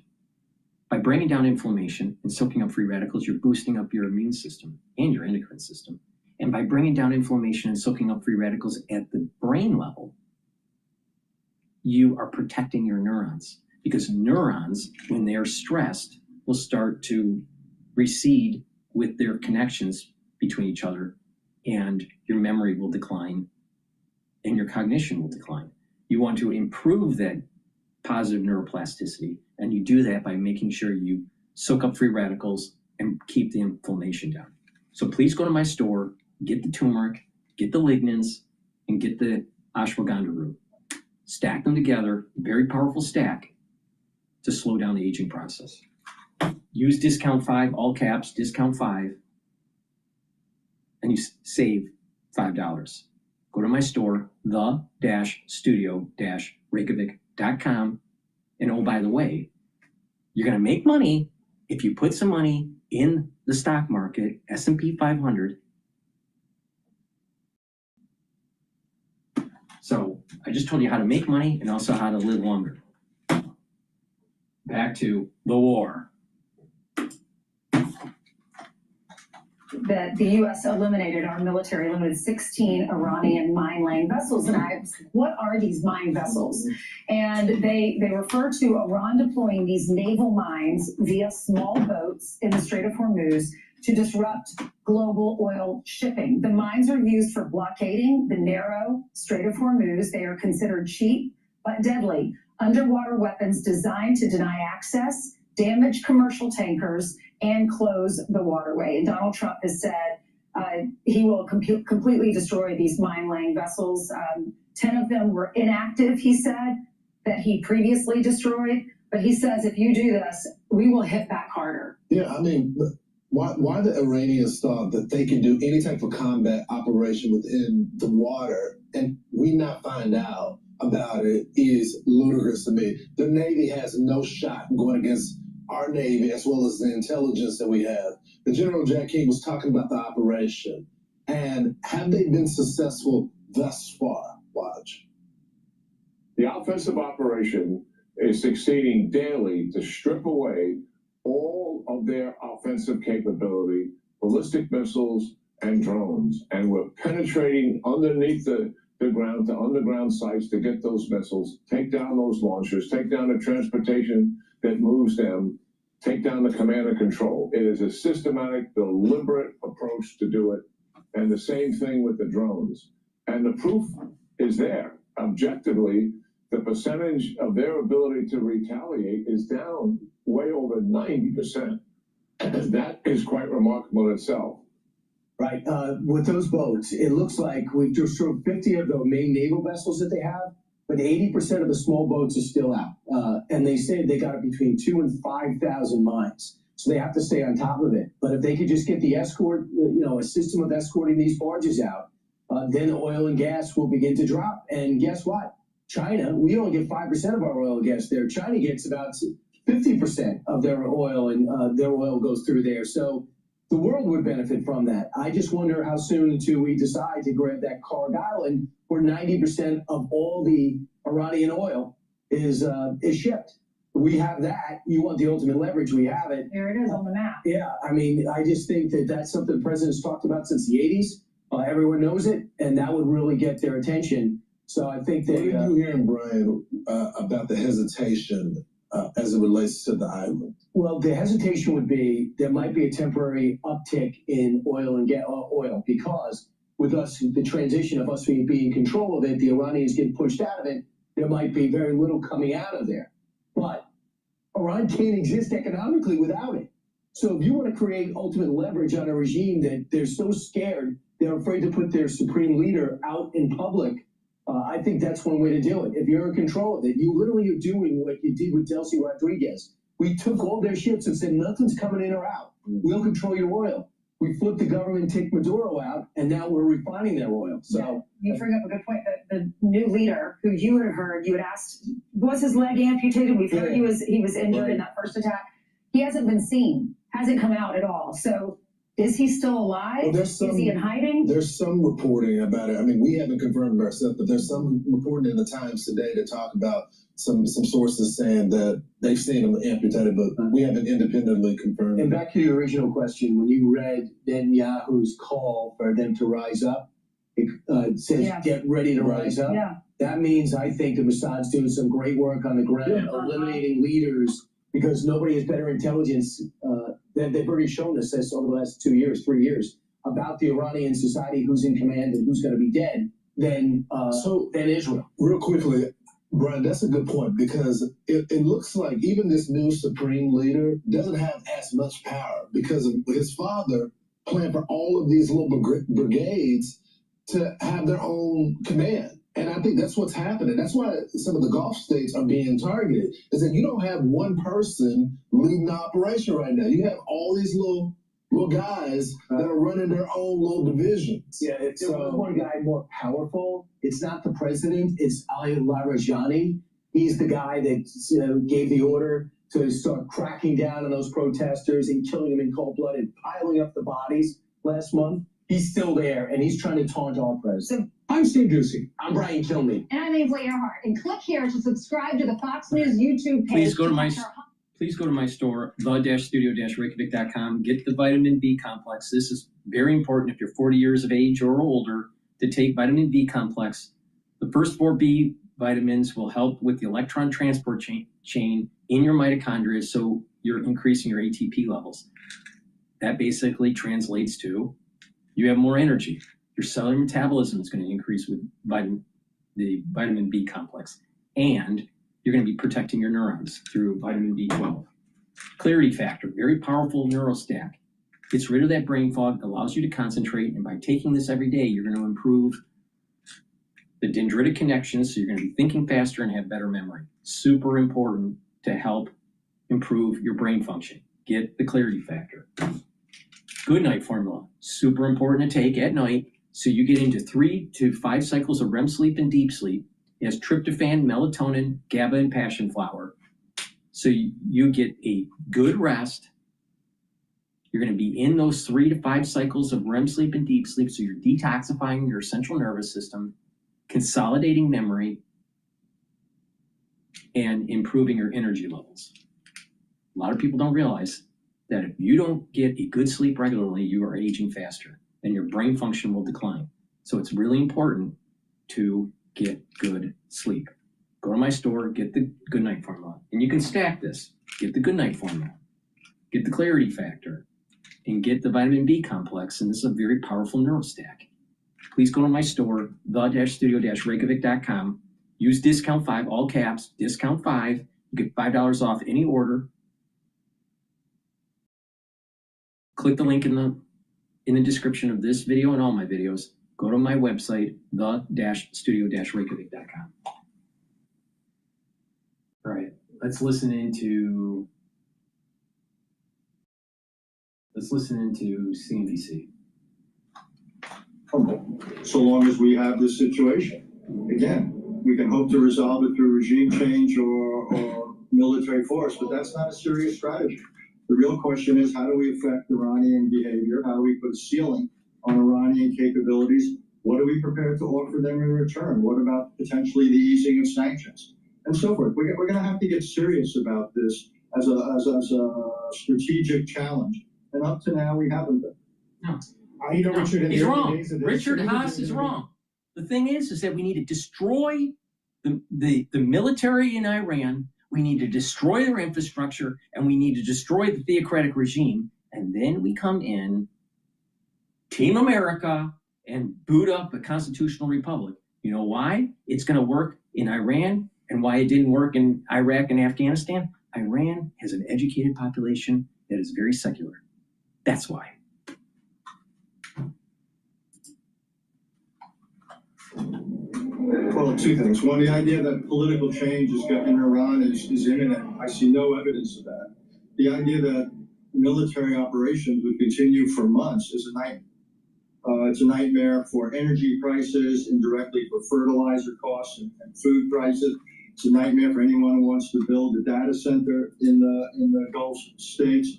Would you rather pay higher energy prices now or have a nuclear weapon detonated in 5 years, 10 years by Iran?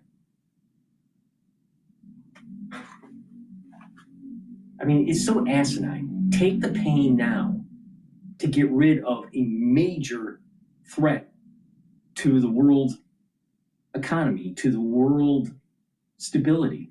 Iran's theocratic regime is a cancer to modern society.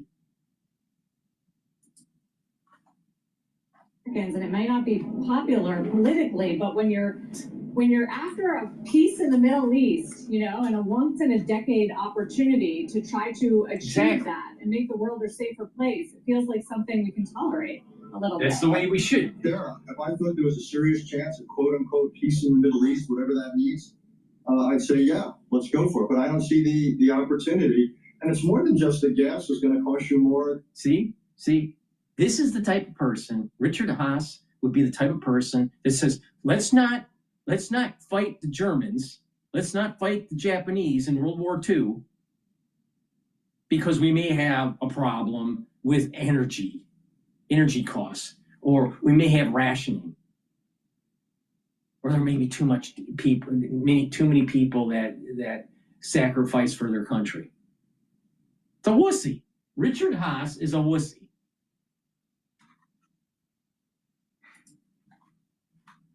You've got to get serious, not about solving this problem, but putting a ceiling on it in a way that we can live with. Difficult choices, but we've got to start making them. All right. Thank you for coming on and sharing your view, Richard. Always good to hear from you. Thanks for having me. Richard Haas, President Emeritus of Council on Foreign Relations. Right after the break, why a tried and true strategy for investing in memory stocks like Samsung and SanDisk is undergoing a big change. We're back in a moment.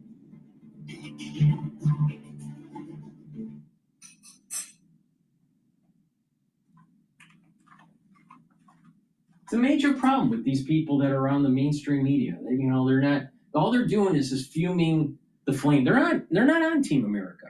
They just. I don't want to have any pain. I don't want to have any personal sacrifice for the war effort. That's what they're saying. Where is the fortitude of being an American? What the hell? Shit. It pisses me off. Let's listen to General Keane. Finance the old way. Finance the ramp way.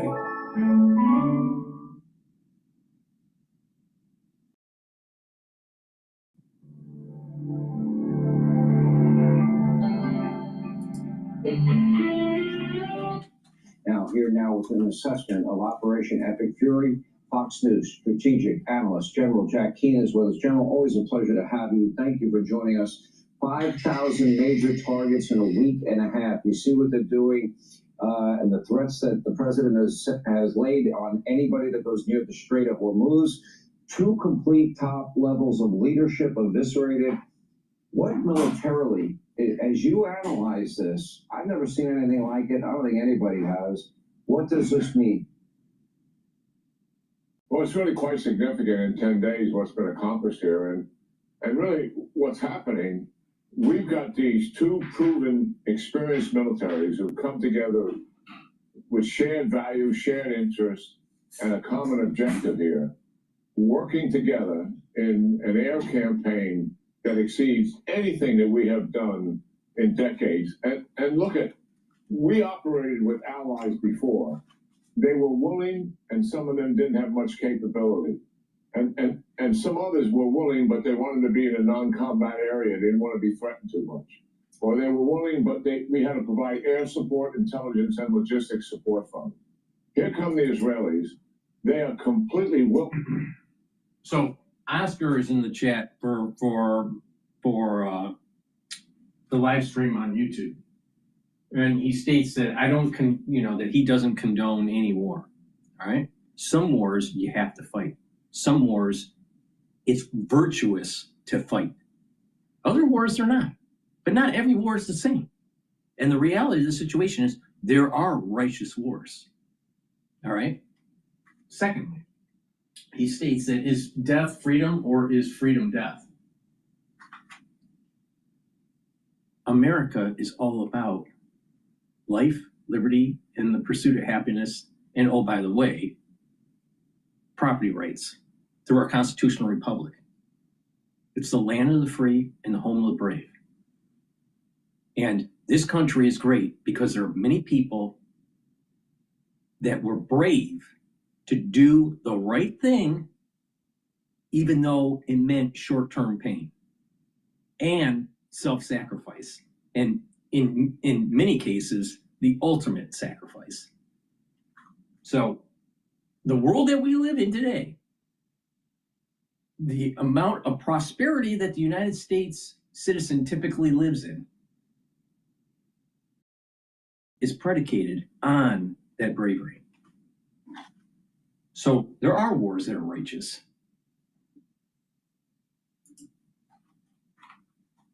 And they have enormous capability themselves, and it's proven capability. They know how to fight, and they want to get into the fight. And we know why this is. They're fighting for their very survival. And they are a proven capable organization. We have a 3-star general with a full staff inside the IDF headquarters. They have a 1-star general with a full staff inside the CENTCOM headquarters. The communication that goes on is considerable. And the trust and confidence that we have with each other is also quite exceptional in terms of what we have had in the past. And that is one of the reasons why the results in terms of the execution of the plan has been so stunning and remarkable. And nobody is exaggerating anything here. This is the facts that are on the table, and you heard them presented here. The offensive operation is succeeding daily to strip away all of their offensive capability, ballistic missiles, and drones. And we're penetrating underneath the And ground, think about it, underground there sites. are over 5,000 targets that have been hit. All right? Just imagine if we allowed Iran to continue to build up. And not just that, because of this war being so righteous, we're using this as a test bed and a shot over the bow with China. Because believe me, the war with China is going to be a lot worse. So we're using this to test our different capabilities. And guess what? It's not just military hardware. It's also the training of our military staff and also the war planning. And with all of that experience that is built up, we will become a very lethal force against China.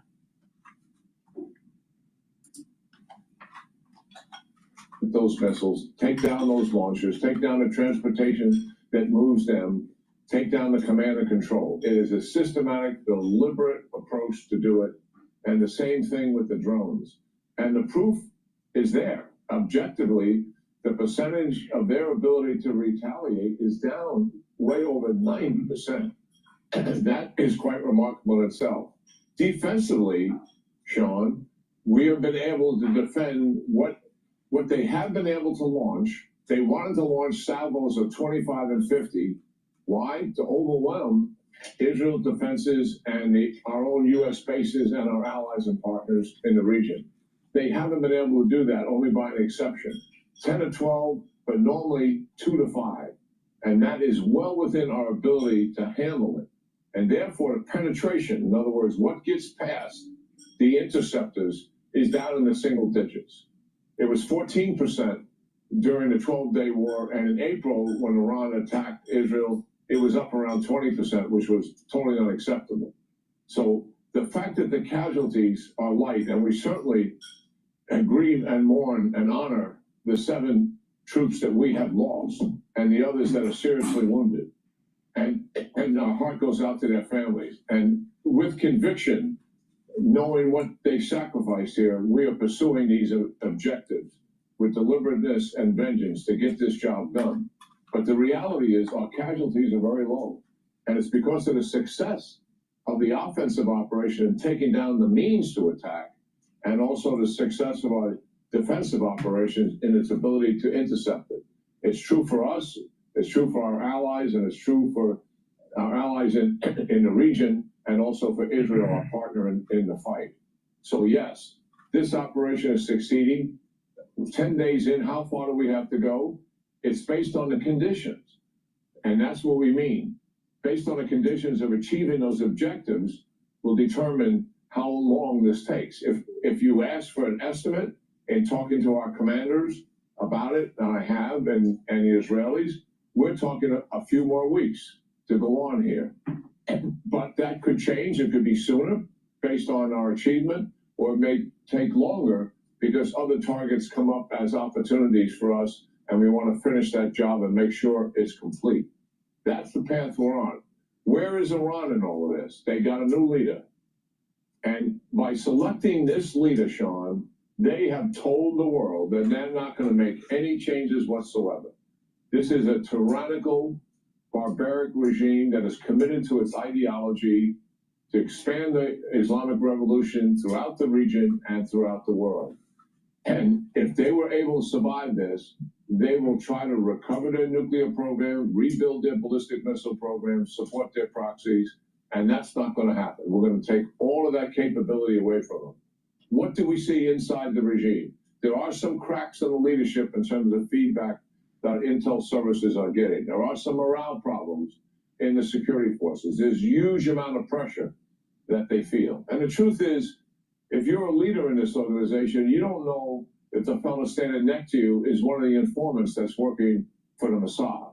Because the exquisite intelligence we get is not just from signals intelligence, our ability to listen, or our ability to see from surveillance and imagery. It comes from informants who give us valuable human intelligence.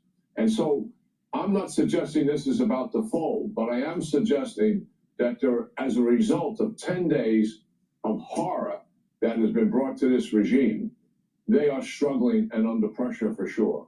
And it's going to get worse for them as the days go on. As the Prime Minister said, as Kevin Corke reported, be ready. The moment is coming. As President Trump said in the beginning, this is a once in a generation. Please go to my store, the-studio-reykjavik.com. I want you to slow down the aging process, get healthy, so you can see a better tomorrow after we kick the shit out of Iran. Please go to my store, the-studio-reykjavik.com, and get the structural nano silver toothpaste. This structural nano silver toothpaste has no fluoride. Use this every day. It'll whiten your teeth, freshen your breath, reduce inflammation at the gum line, neutralize. That's really important, especially during the cold season. And by having better oral hygiene, you're helping your cardiovascular health and your valvular health. A lot of people don't realize poor oral hygiene can cause cardiovascular disease. Please go to my store, the-studio-reykjavik.com. Get the structural nano silver toothpaste. Get a few tubes for your household. It's the best toothpaste that you can get. I also have structural nano silver gel. You can get the structural nano silver gel in the tube form or in the quick dispenser. Use them the same way. If you have a cut, an abrasion, or a minor burn, put the gel on the wound, it will help to heal it quicker. You can apply the gel on your skin daily as the skincare, topical skincare. And if you're not feeling well or someone around you is not feeling well, especially during the cold season, all right, put it on your hands, around your mouth, around your eyes, around your ears, around your nose, lightly coat your nostrils. It stays active for 5.5 hours. You can't do that with Perel. Please go to my store and get the dual purpose structural nano silver gel, either in the quick dispenser or in the tube form. Make sure you stock up at home. All right, be prepared, because you never know when you need it. But again, you can use that gel daily for skincare. I have Max 35, Max 14, and Cleanse. Cleanse is 30 parts per million, Max 35 is 35 parts per million, and Max 14 is 14 parts per million. They're at different price points, but you take it the same way, and what it'll do is help to boost up your immune system. Take a teaspoon a day, swish it in your mouth, gargle about 20 seconds, and then swallow. What this will do is neutralize and improve your oral cavity and your oral pharynx, help to maintain your mucosal barrier, and help the health of your epithelial cells in your oral pharynx. Super important to help to boost up that innate immune system. Now, if you're not feeling well, or someone around you is not feeling well, take a tablespoon or two a day, swish in your mouth, gargle 20 seconds or so, and then swallow it, right? You want to keep that oral cavity and that oral pharynx cleansed and neutralized, and by doing that, you're boosting up your immune system. So please go to my store, get the Max 35, Max 14, or Cleanse. Use discount 5, and you get $5 off any order.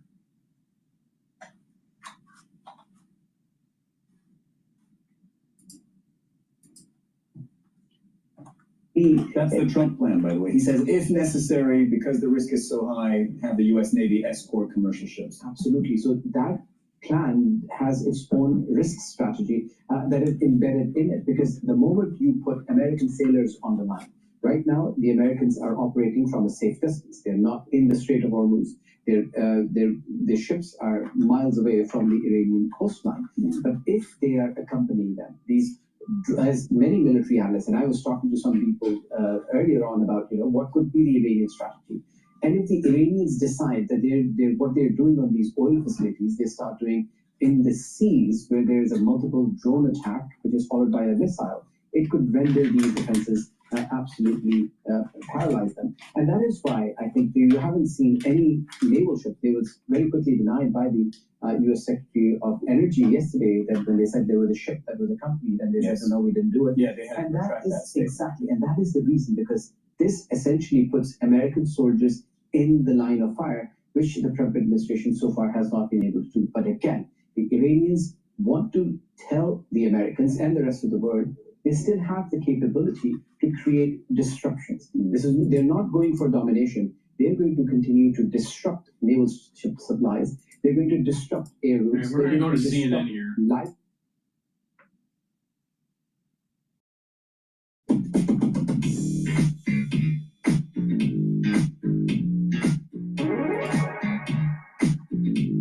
New images near the Strait of Hormuz off Iran, where new attacks are now sending oil prices on another wild ride today. This is a Thai flagged ship, one of at least 3 vessels that have been struck today in that critical waterway. Thailand's Ministry of Transport says 20 crew members have been rescued. 3, though, remain unaccounted for. I'm going to show you a map of the approximate locations of these attacks on ships today in the Strait.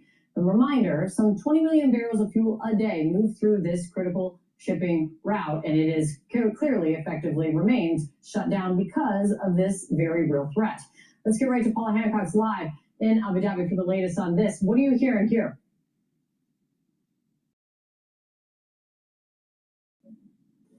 Okay, we just heard from the UN, the UK Maritime Agency, and they say that as of now, they believe that about 13 vessels have been impacted since this war started. Now, you mentioned that Thai flagged ship. We have some more information on that as well from authorities. They said that there was an explosion at the stern and then a fire broke out in the engine room. Now, this is believed to be where those 3 missing sailors were on duty at the time. So 20 rescued by the Omani Navy. We know that the captain told the crew to evacuate. They got in lifeboats and were then saved, but 3 still missing at this point. So it is a great concern that Iran appears to be ratcheting up these attacks on vessels in the Strait of Hormuz and in these very critical waters. Now, one of the vessels we understand was a cargo vessel, so we're not just talking about the restrictions of oil getting to where it needs to here.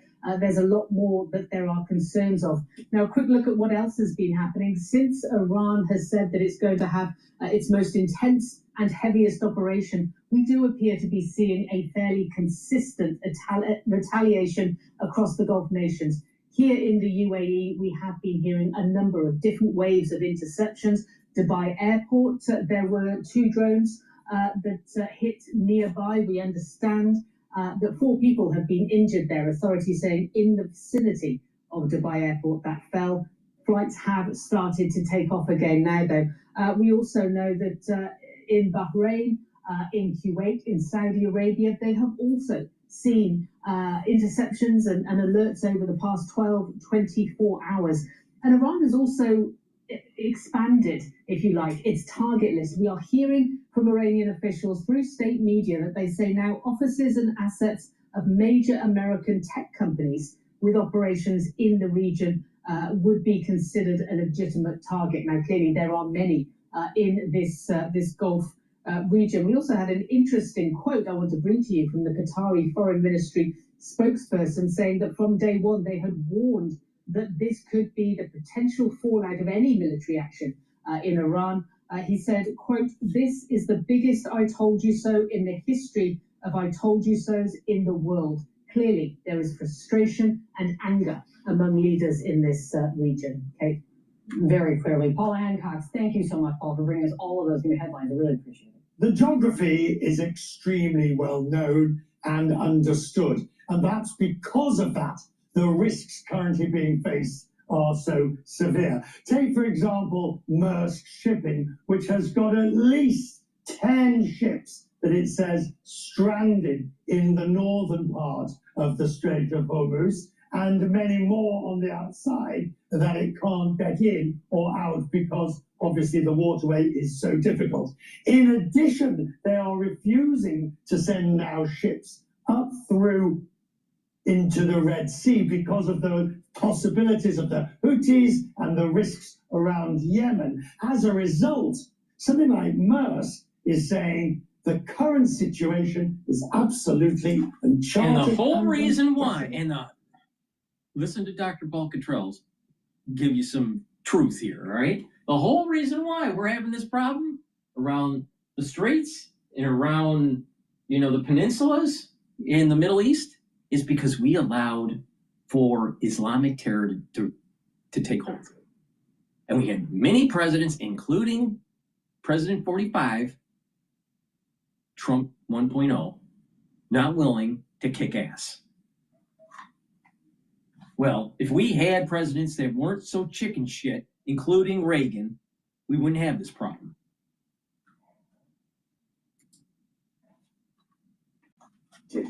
Some of the hubs on which global trade does rely on are actually being affected, are being closed by the situation right now. It's true from Jebel Ali, it's true for Abu Dhabi, it's true for a few of those hubs, and this is going to create ripple effect, I think, for a while, as we need to see how this is going to sort itself out. In the short run, we can manage this, but if this was to endure, this would create, I think, serious congestions and serious issues across the global supply chain. What happens next is anybody's guess. The very idea that this area is being mined by the Iranians, or indeed that the US is going in and starting to attack those various rubber dinghies and ships that's doing the mines, it's simply unheard of, and frankly, we don't know how it will develop. The only thing we can say with any degree of certainty is that as long as that waterway remains closed, then the price of oil just keeps rising. Richard West, CNN, London. With us now, CNN National Security Analyst Beth Sander, and with us, CNN Military Analyst, retired Colonel Cedric Leighton. Beth, I just want to start with the latest news from what we've been seeing inside the Strait of Hormuz. This is one of the cargo vessels that's been hit. This is a new image we're getting in. Yeah. You can see the smoke coming out of that. It is one of 3 vessels hit, 1, 2, 3 over the last 12 hours or so. So what does this tell you? This is like tanker If the wars. Iranians are doing this to ships in this key shipping lane, what does it tell you about what they're capable of and what their plans are? So what we're seeing now, so we started off with this idea yesterday that they were going to start putting mines in. And I think that we have to understand here that mines are part of a system, right? So it's mines, drones, rockets, missiles, right? And so in this very small area, and the only place that you can pass here is really only 2 miles, not 20 miles. And so when you have this much concentration, what the Iranians are telling us is like, we're in, right? This is now, they have made a decision that they are shutting their own access here by laying these mines. They're shutting themselves in, essentially, and it's worth it for them. So they're all in now.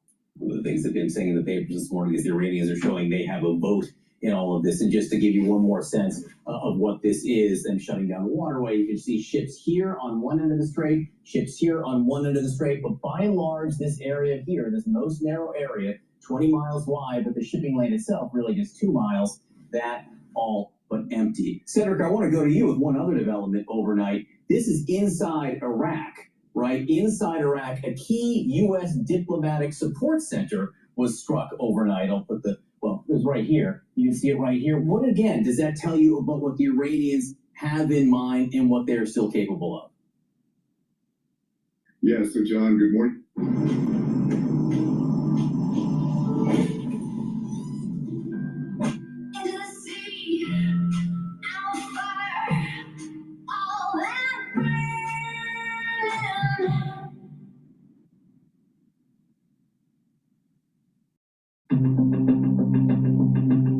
I gamla dagar så hade vi inte några okulistare. Och många som skadade sig. Ryggen, skulder, hela kroppen då. Och vi hade många som var... Yeah, so John, good morning. What they're doing is they're actually looking at all the different important target sets. They've had a real opportunity to, in essence, case all these targets. They know exactly where our diplomatic facilities are. They know where some of our CIA facilities are. They know where our military facilities are. And the reason they're doing this is their way asymmetrically of going after us. You know, on the one hand, we measure things like number of aircraft taken out. We measure things like number of vessels taken out and, how many we put to the bottom of the Persian Gulf. That's all great. But the problem is the Iranians are fighting with other means. And as Beth was pointing out, they are using things like drones, missiles, and mines to take that asymmetric effort forward. And in some cases, they have an asymmetric advantage. And so going after, areas like logistics centers like they did in Kuwait, going after Prince Sultan Air Base in Saudi Arabia, and going after that diplomatic support center in Baghdad is exactly part of the Iranian playbook. And as they try to show, go ahead, Beth. Yeah, so what I want to add to that, and I think, Cedric, you can jump in and disagree if I'm wrong here, but I mean, it's very, very likely that this was done by Iranian-backed militias that are Iraqis, right? We have not seen them join the fight. We have Hezbollah committing suicide in Lebanon, literally, because, Israel is beating the crap out of them. And now we have Iraq joining in. Are we going to have Yemen join in? Are we going to have the Houthis join into this fight, which would, move us to the Red Sea? They haven't done that yet because it's not exactly in their interest right now to draw fire. They're kind of on their back heels right now domestically. But this is, again, an expansion of the war that we were kind of waiting for. It hasn't happened, but maybe this is it. Cedric, when we go back to the Straits, Go ahead, Cedric. Sorry, I didn't mean to interrupt. Go ahead. Oh, no, that's okay. What I was going to say is that, Beth is right. And I think we need to look at the possibility that the Houthis will get involved at some point in time. And that would then mean that two different choke points, the Persian Gulf choke point, the Strait of Hormuz, and the Bab el-Mandeb, who is the Red Sea, empties into the Indian Ocean. That is the kind of area that we actually could see some efforts. And that is something where the proxies, just like Beth said in Iraq, the proxies are going to play a role in this. And this is, definitely an expansion of the effort. And the Iranians are controlling that narrative along with their proxies, of course. Yeah, just so you can see what we're talking about regionally. This is the Strait of Hormuz. This would be the Red Sea right here. The Houthis operating right here, perhaps shutting down some of the shipping in and out of that region. One other thing, we were talking about the mines, right? The idea, CNN was reporting that that Iran may be laying mines in the Red Sea. Then in the Strait of Hormuz. Then CENTCOM released this video. They say is of U.S. warplanes and missiles striking the Iranian mine-laying ships. Is this enough to disable them? I think the Iranians have 5,000 mines that they could use. Would this be enough to stop efforts to mine? Yeah, I mean, it's obviously it helps. But I mean, we're talking about 1,000-mile coastline, and we're talking about a capacity of Iran to use all manner of ships, dhows, things that look like fishing ships. Yeah, you can't do that at scale, but you can certainly throw one or two over the back of the boat, and no one will know that. It's very, very hard to track down these very small vessels that can lay mines. So I think it's kind of whack-a-mole, and we've only whacked, one mole. I mean, it's not a lot. Just so people say, the 1,000 miles of coastline here, this is all Iran. Please go to my store, the-studio-reykjavik.com. It's important to get the lozenges and the drops for the cold season and the allergy season. You want to mitigate any throat irritation right away. I have vitamin C orange splash lozenges and Manuka honey in stock. Please go to my store, get a few bags for your household. I also have the drops in blueberry, in cherry flavor, and also in honey and lemon. So please go to my store, get the drops and the lozenges, stock up for work and at home. Be prepared. Use discount 5 and you get $5 off any order. Go to my store, the-studio-reykjavik.com.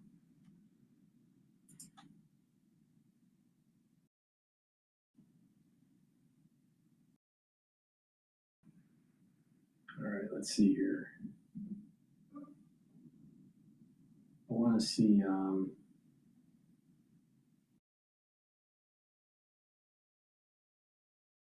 Let's listen into live now. I'm Admiral Brad Cooper here at United States Central Command, where I'm leading the forces executing Operation Epic Fury. First, I want you to know that we continue to keep the families of our fallen heroes and our wounded teammates in our thoughts and prayers.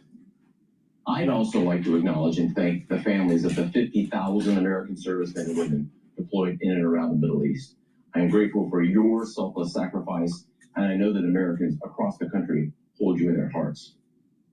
Let me start by offering my overall assessment of Operation Epic Fury. In short, U.S. forces continue delivering devastating combat power against the Iranian regime. I've said this before, but it bears repeating. U.S. combat power is building, Iranian combat power is declining. And we remain centered on very clear military objectives in eliminating Iran's ability to project power against Americans and against its neighbors. Every day, we're striking hard at Iranian ballistic missile and drones. To date, we have struck more than 5,500 targets inside Iran, including more than 60 ships using a variety of precision weapon systems. Just yesterday, we had strike waves nearly every hour from different locations and directions going into Iran. We also took out the last of 4 Soleimani-class warships. That's an entire class of Iranian ships now out of the fight. I characterize our strikes as being unpredictable, dynamic, and decisive. Since the first 24 hours of this campaign, Iranian ballistic missile and drone attacks have dropped drastically.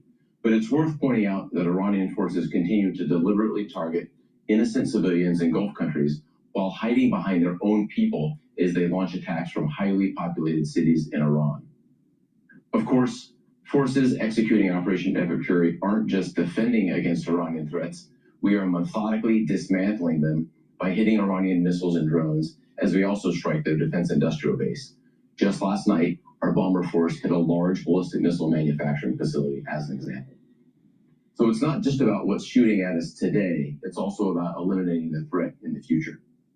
Now, let me show you a few of the results from the tremendous efforts by America's joint force. Here, you see an Iranian Jamran-class warship, a large patrol ship, a drone smuggling vessel, and 4 other surface combatants docked at Chabahar port in the Gulf of Oman the day before we launched Operation Epic Fury. Here's the same pier 4 days later, all ships taken out of action. This Bayandar-class surface ship was hit and rolled on its side. Here's another example. Here you see 2 Iranian surface combatants docked at an Iranian naval base near the Strait of Hormuz, just hours into the campaign.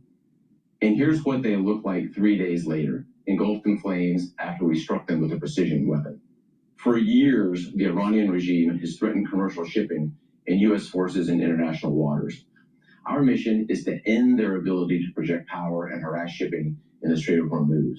From the air, we've achieved a concentration of air power with back-to-back waves of advanced fighters creating constant pressure on the enemy every single day. Our dominance is not a solo effort, it's a testament to the strength of our ironclad alliances. We continue to coordinate closely and effectively with Israel in this very large operation, and we are also coordinating and serving side by side with all of our partners in the Middle East. We're on a path to eliminating Iran's ability to threaten Americans and our friends, and we're achieving this through a combination of lethality, precision, and rapid innovation. Let me highlight a few examples, at least the ones that aren't classified, of how we are achieving lethal effects in entirely new ways. First, our warfighters are leveraging a variety of advanced AI tools. These systems help us sift through vast amounts of data in seconds, so our leaders can cut through the noise and make smarter decisions faster than the enemy can react. Humans will always make final decisions on what to shoot and what not to shoot, and when to shoot, but advanced AI tools can turn processes that used to take hours and sometimes even days into seconds. I continue to be impressed with all the branches of the U.S. military. The entire team is performing superbly. Strike operations from our joint force continue, as I said. I assess that we are clearly exercising air superiority over vast swaths of Iran. We have the most integrated air defense umbrella in the Middle East, and our defensive operations from the Army, Navy, Air Force, Marine Corps, and Space Force teams are performing magnificently. A note about the Space Force. Our space superiority has been a critical enabler to this fight. Unseen by the world, the Space Force is doing 2 things. First, they're degrading Iranian capability, and second, they're helping to protect American forces, and I'll have to leave it right there. All told, despite this incredible progress, make no mistake, we remain highly vigilant. And I just could not be prouder of our Operation Epic Fury team, and I know the American people share that same pride.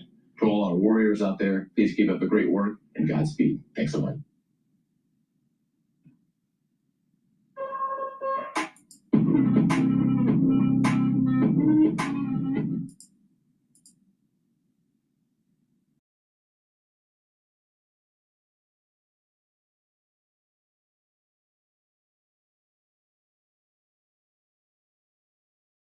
All right, let's listen into, I want to listen into,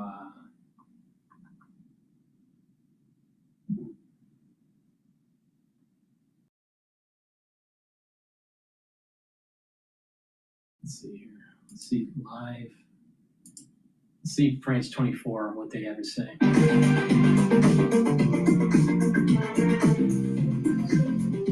France 24, your economy explained. Liberté, égalité, actualité. They're on the weather right now. It's live now.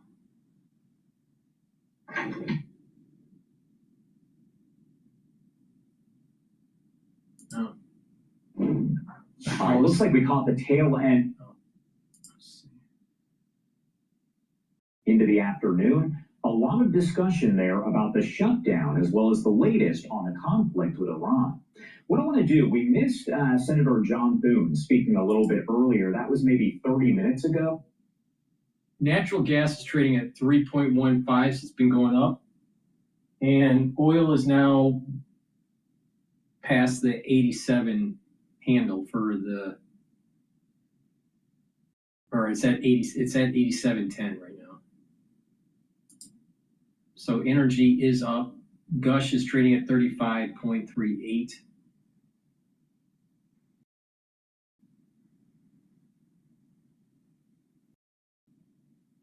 All right.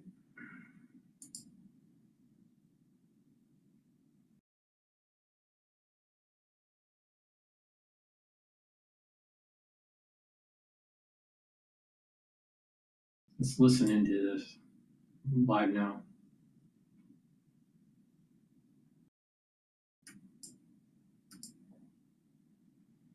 More of these developments out in the Middle East. I want to bring us out to this. It's a social media post courtesy of U.S. Central Command. It says this, that U.S. forces eliminated multiple Iranian naval vessels March 10th, including 16 mine layers near the Strait of Hormuz. Joining us next to talk more about these developments is Fox News' Rebecca Castor. She is live for us there down in Capitol Hill. Now, Rebecca, what is the Trump administration saying about these attacks against Iranian naval vessels? Carl, good morning. Well, that post from U.S. Central Command is just one of many signs that the next phase of this war is going to be fought at sea. The Strait of Hormuz is what everybody is watching. It's a critical waterway where about 20% of the world's oil supply flows daily. And the Iranians have threatened to target any ship that attempts to pass. And they claimed they laid mines in the water to blow them up. President Trump says the U.S. has no reports that they actually did that, but he warned on social media if the mines were placed, they need to be removed immediately, or military consequences to Iran will be at a level never seen. I was just showing here, Rebecca, some of that video that was released by CENTCOM, but I do also want to talk about another cargo ship that was hit apparently in the Strait of Hormuz this morning. So what do we know about that situation? Yeah, according to maritime officials in the United Kingdom, a cargo ship was hit by a projectile early this morning while crossing the strait. It caused a fire on board, and we know the crew had to evacuate. This is the 13th report those UK officials have gotten of an attack in the strait or near the Strait of Hormuz since Operation Epic Fury began. Iran hasn't yet claimed responsibility for a lot of those attacks, but this is exactly what ship captains are afraid of right now, and why hundreds of vessels are basically at a standstill in the region. They don't want to take the risk. So if this attack was done by Iran, they're clearly not listening to the president's threats, and this could further escalate tensions. And then finally here, Rebecca, I see that you are joining us there again from our nation's capital in the U.S. Just yesterday, lawmakers got yet another classified briefing on these strikes in the Middle East and Operation Epic Fury. So what have lawmakers learned, and what can we know in the public? Well, they are sharing very little of the classified information, of course, and Democrats say they still don't have the answers they need to believe that this war is in Americans' best interest. Senator Richard Blumenthal from Connecticut says he's become increasingly concerned that U.S. ground troops will be sent into Iran. And then Massachusetts Senator Elizabeth Warren told us that she thinks the U.S. is basically spending too much money and has other priorities that, you know, these millions of dollars that we're spending on this war could go to instead. Democrats are also demanding Trump officials hold public hearings on the mission so Americans can have all of the facts. We'll see if that comes about. Right, Rebecca Castor with Fox News joining us from Washington, D.C. Rebecca, thank you so much for that update. We'll check in soon. We are going to continue to follow any and all new developments and details regarding the situation in the Middle East. And I want to bring us out to some more social media posts here. This next one, courtesy of the Associated Press, saying that breaking, a projectile hit a cargo ship in the Strait of Hormuz, setting the vessel ablaze after the United States targeted Iranian mine-laying vessels that could target the narrow mouth of the Persian Gulf. Now, this is just one of the points that Rebecca spoke about in that latest reporting. And again, lawmakers will be on Capitol Hill throughout the day today. So we'll see what more comments they have to say on this situation in the Middle East, and if they possibly get another update from the Trump administration. Please go to my store, the-studio-reykjavik.com, and get the collagen. This is a very effective way to improve your skin, your hair, your nails, your musculature, your bone density, even your joint health. It's a month's supply. Take it every day. Now, you can take it separately, or you can stack it with some of the other products that I have here. Collagen is something that you would take daily. Take it underneath your tongue and drink filtered water. But this will help to remodel your joints.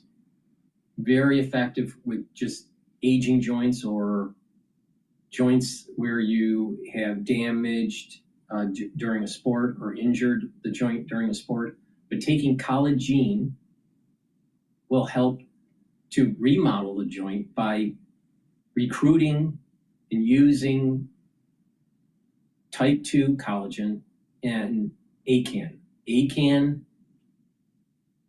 helps with the cushioning of the joint, and collagen 2, type 2, helps with the remodeling of the cartilage. Collagen also helps to block the erosion of the joint by blocking two types of enzymes, MMP3 and MMP13, and blocking the pain by blocking EP4. Also, collagen helps to utilize glucosamine to remodel the cartilage and allows the usage of chondroitin to help with the cushioning of the joint. This is very effective to help to remodel and reduce that pain and that inflammation. Super important.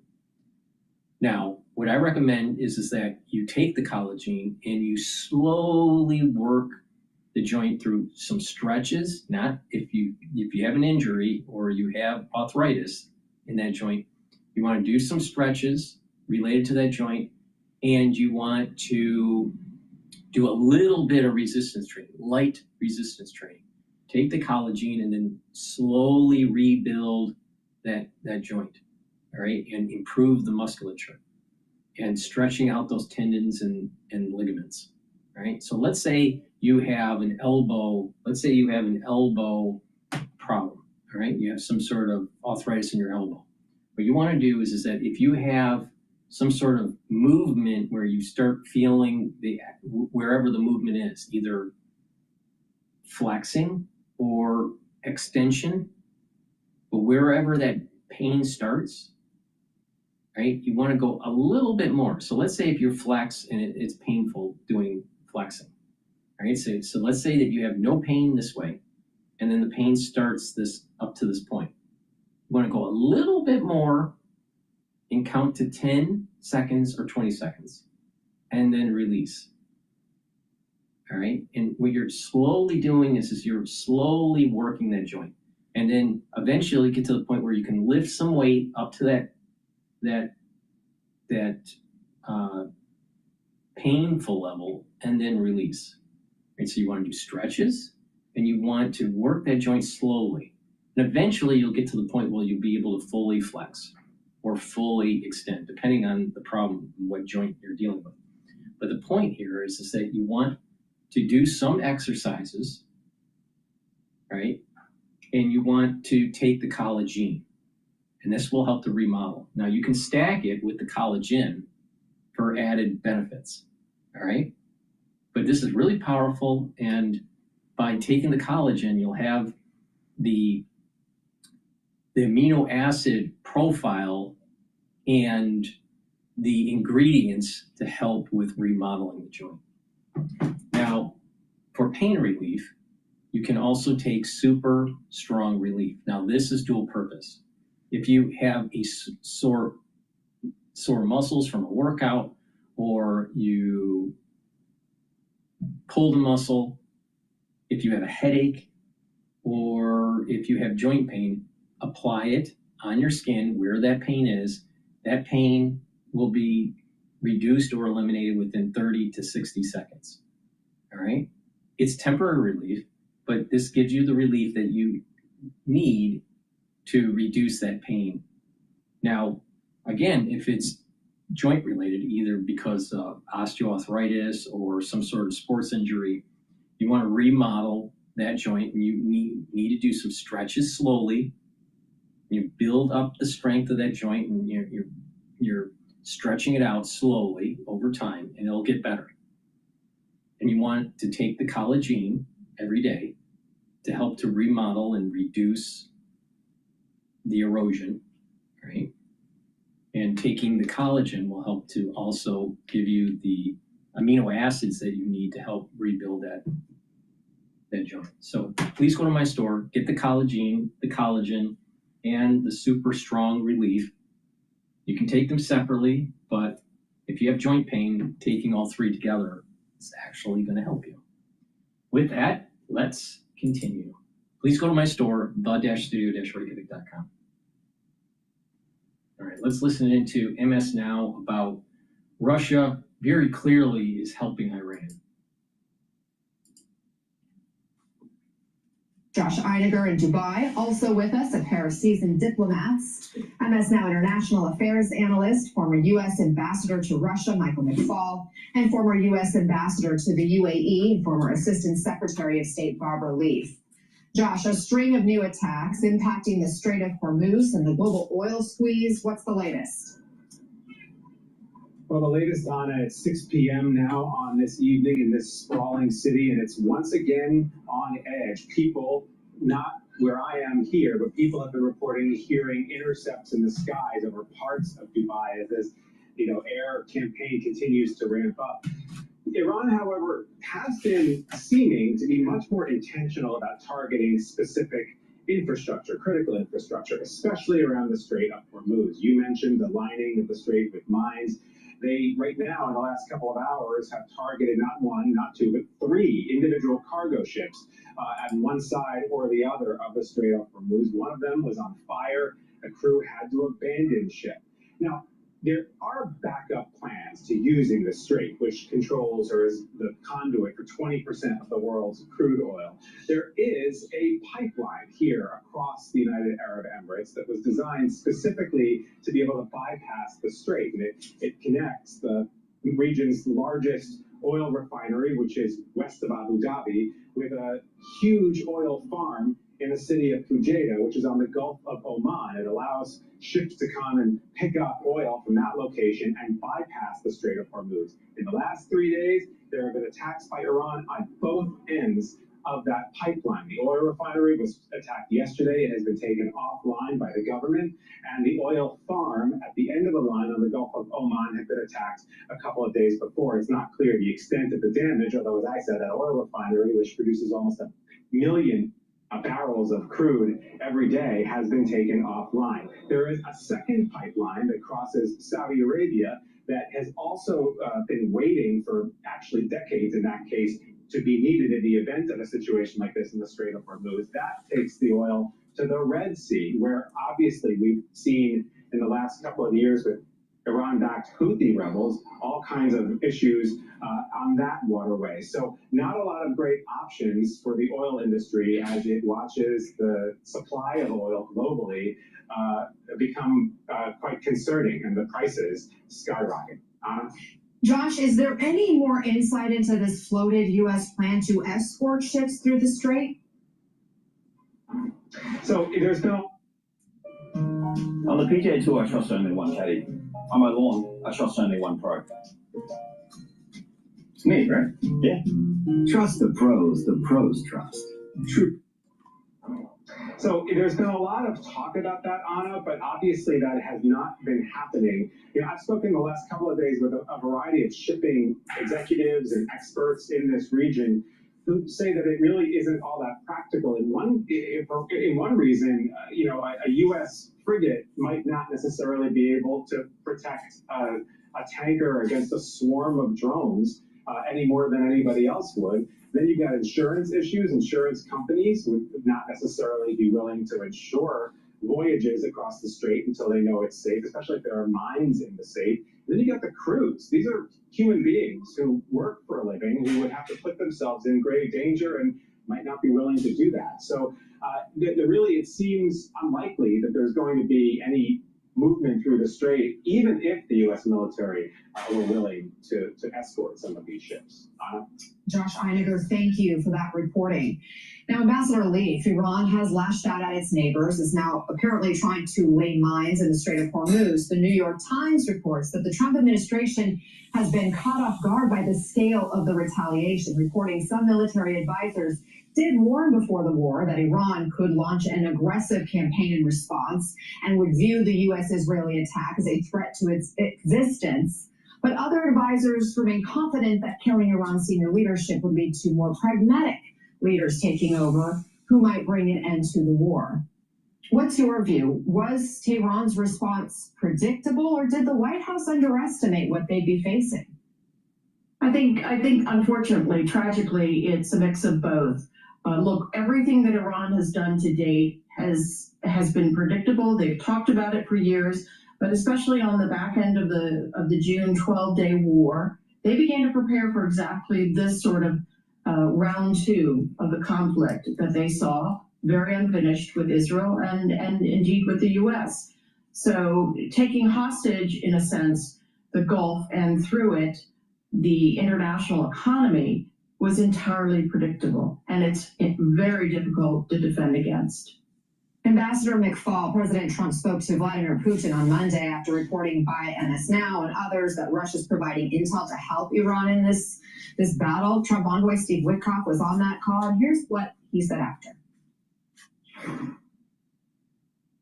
I can tell you that yesterday on the call with the president, the Russians said that they have not been sharing. That's what they said. So, we can take them at their word, but they did say that. And yesterday morning, independently, Jared and I had a call with Ushakov, who reiterated the same. We can take them at their word. Do you buy that? Of course not. Vladimir Putin's been lying his entire career. The idea that anybody in the U.S. government would take his word, or Mr. Ushakov, the person he identified with Putin's foreign policy advisor, somebody I used to deal with on a daily basis when I worked in Moscow, at their word, it's insane.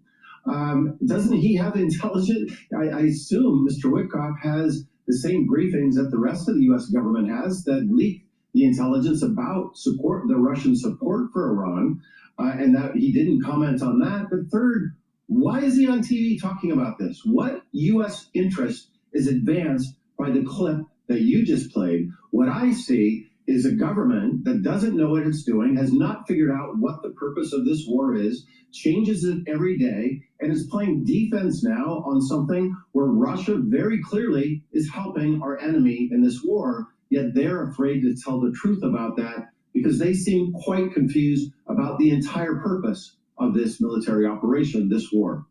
A string of headlines is declaring Russia as the big winner of this war so far. Given everything we're seeing with the oil markets and in the Strait of Hormuz, how do you see it?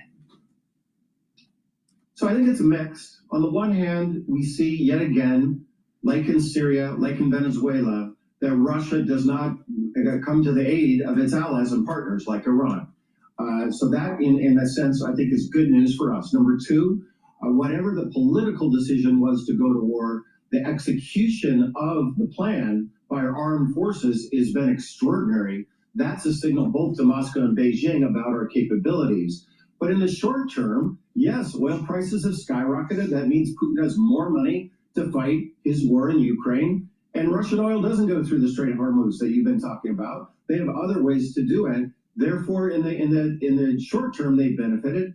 But in the long term, they also benefit from the narrative around the world. For many years, we, the United States, the Biden administration most certainly, has been talking about the illegitimate war that Putin launched without provocation vis-a-vis Ukraine. Now we have a much more complicated argument to try to explain why our war in Iran is legitimate for the rest of the world, but somehow Putin's war in Ukraine is illegitimate. Now, I believe that. I believe that sincerely, but it's a very hard argument to make, and we're losing public opinion around the world about the legitimate use of American power right now. Ambassador Leaf, I also want to revisit what Witkoff said about Iran's nuclear program yesterday. Let's watch. Think about what this.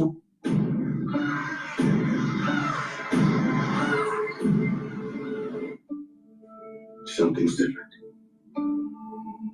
I'm changing. Think about what this world would look like if you didn't have Donald Trump as the president. Because in a year, if you had someone who didn't have the courage to do this action, you'd have 30 or 40 nuclear bombs. And what would the world look like there?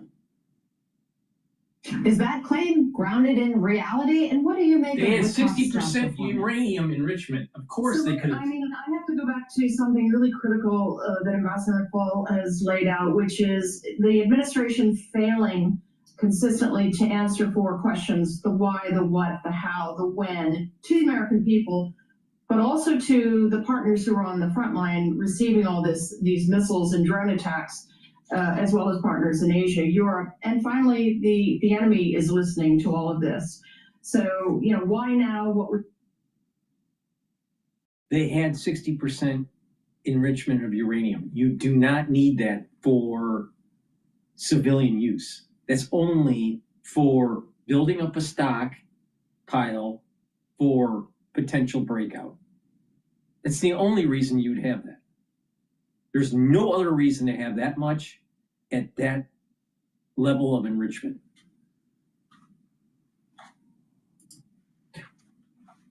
Rich uranium buried somewhere in Iran, and we are highly unlikely to get at those quantities of nearly weapons-grade uranium through military strikes.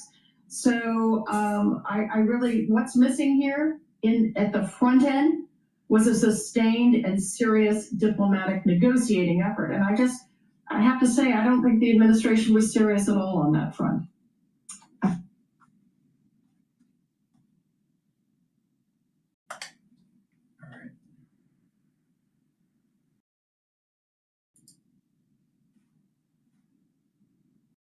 Let's see what else is going on in the news.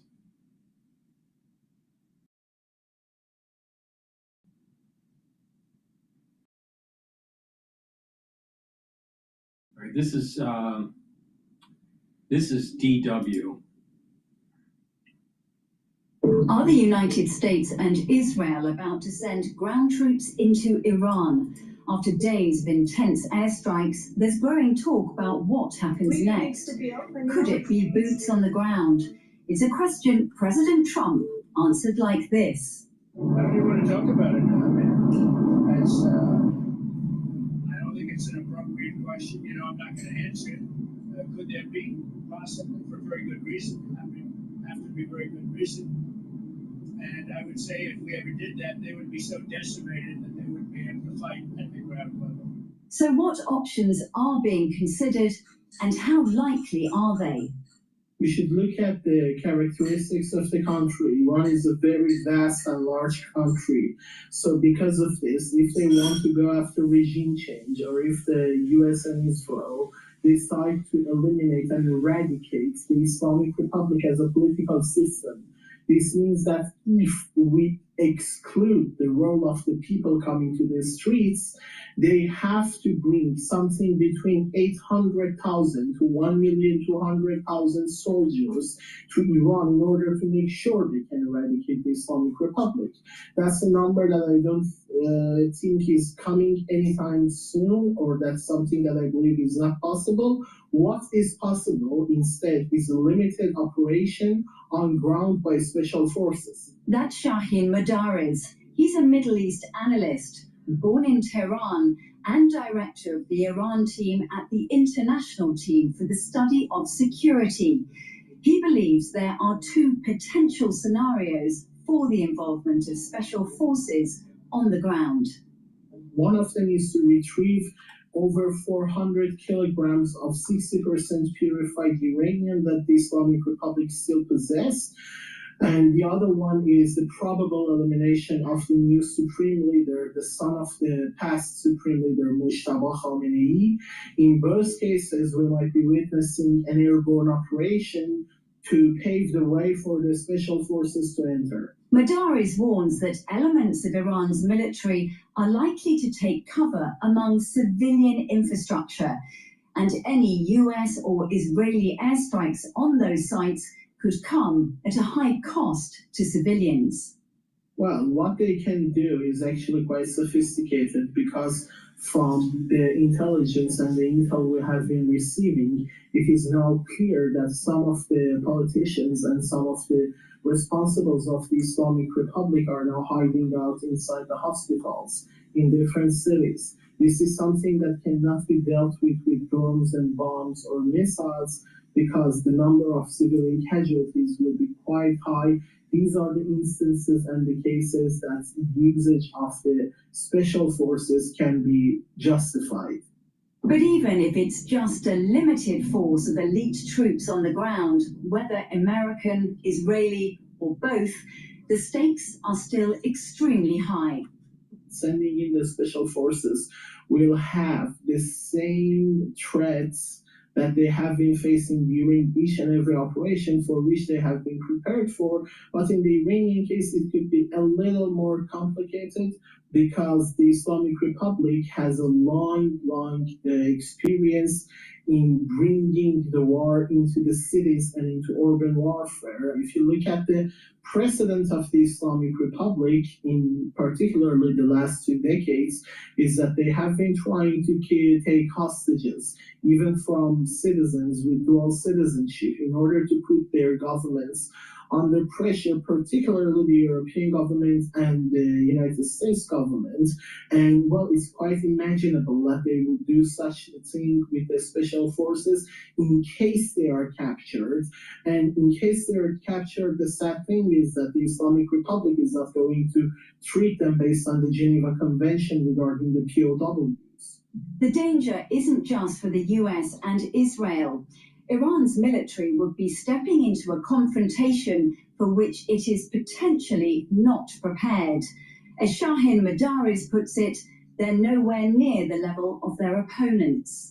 Well, regarding the ground troops, the equation completely changes, because then we're talking about quantity over quality, because the Islamic Republic's ground troops might be high in number, but the lack of training and the lack of them being armed with new and recent technological weapons makes them quite vulnerable and makes them weak. This is going on why they have the number, but the American and probably the Israeli special forces or the airborne troops will be less, but they will be more enhanced and more efficient dealing with these troops. At this point, we also need to talk about the Kurds. Now, they have deep-seated historical grievances against Tehran, but will they get involved? Well, so far what we know is that President Trump made a statement saying that he appreciates and it is great if the Kurds decide to intervene if they want. And 2 days after that, he made another statement saying that the entrance of the Kurds in this equation can complicate things. They are ready to go in, but I have asked them not to. And this is what President Trump has said so far. On the other hand, the Turkish Minister of Foreign Affairs, Hakan Fidan, said that Secretary of State Marco Rubio already assured him that the Kurds are not going in, because this is also quite an important matter for Turkey. But when we look at the other side, we can see that President Trump made phone calls to the Iraq's Kurdistan's Kurdish leaders, already spoke with them, and as we know, some of the Kurdish leaders are currently in Washington, D.C., So it is still too soon to say what can happen, but what we know is that the Kurds are the only systematically ready armed groups to go inside the country and fight against the Islamic Republic. And it is also quite important not to fall to the propaganda of the Islamic Republic, calling them separatists trying to annex a part of Iran. So what are the warning signs we should be watching? The indications that this could be moving towards the deployment of ground troops inside Iran. Choosing Mojtaba Khamenei as the next supreme leader of Iran means that the Islamic Republic is not still letting go of the political will to revive the nuclear program, the ballistic missile program, and the proxy groups within the Middle East region. So this means that the attacks will continue against the Islamic Republic, and they will try to eliminate the new supreme leader as well. It's quite important to observe and hermeneutically analyze the first speech that this new supreme leader is going to make to understand what are going to be the core targets and the core lines that they are going to follow regarding the future policies of the Islamic Republic. That could be a sign for us. Well, that's all for now. DW News is covering this breaking news story, giving you the latest and please go to my store, the-studio-reykjavik.com, and get the resveratrol. Resveratrol helps to boost up your energy levels. It soaks up free radicals, helps the health of the mitochondria, so you'll produce more ATP, so you have more energy at the cellular level. Resveratrol helps with youthful gene expression and helps to get rid of cells that are in senescence. This is really important to slow down the aging process and to improve your skin.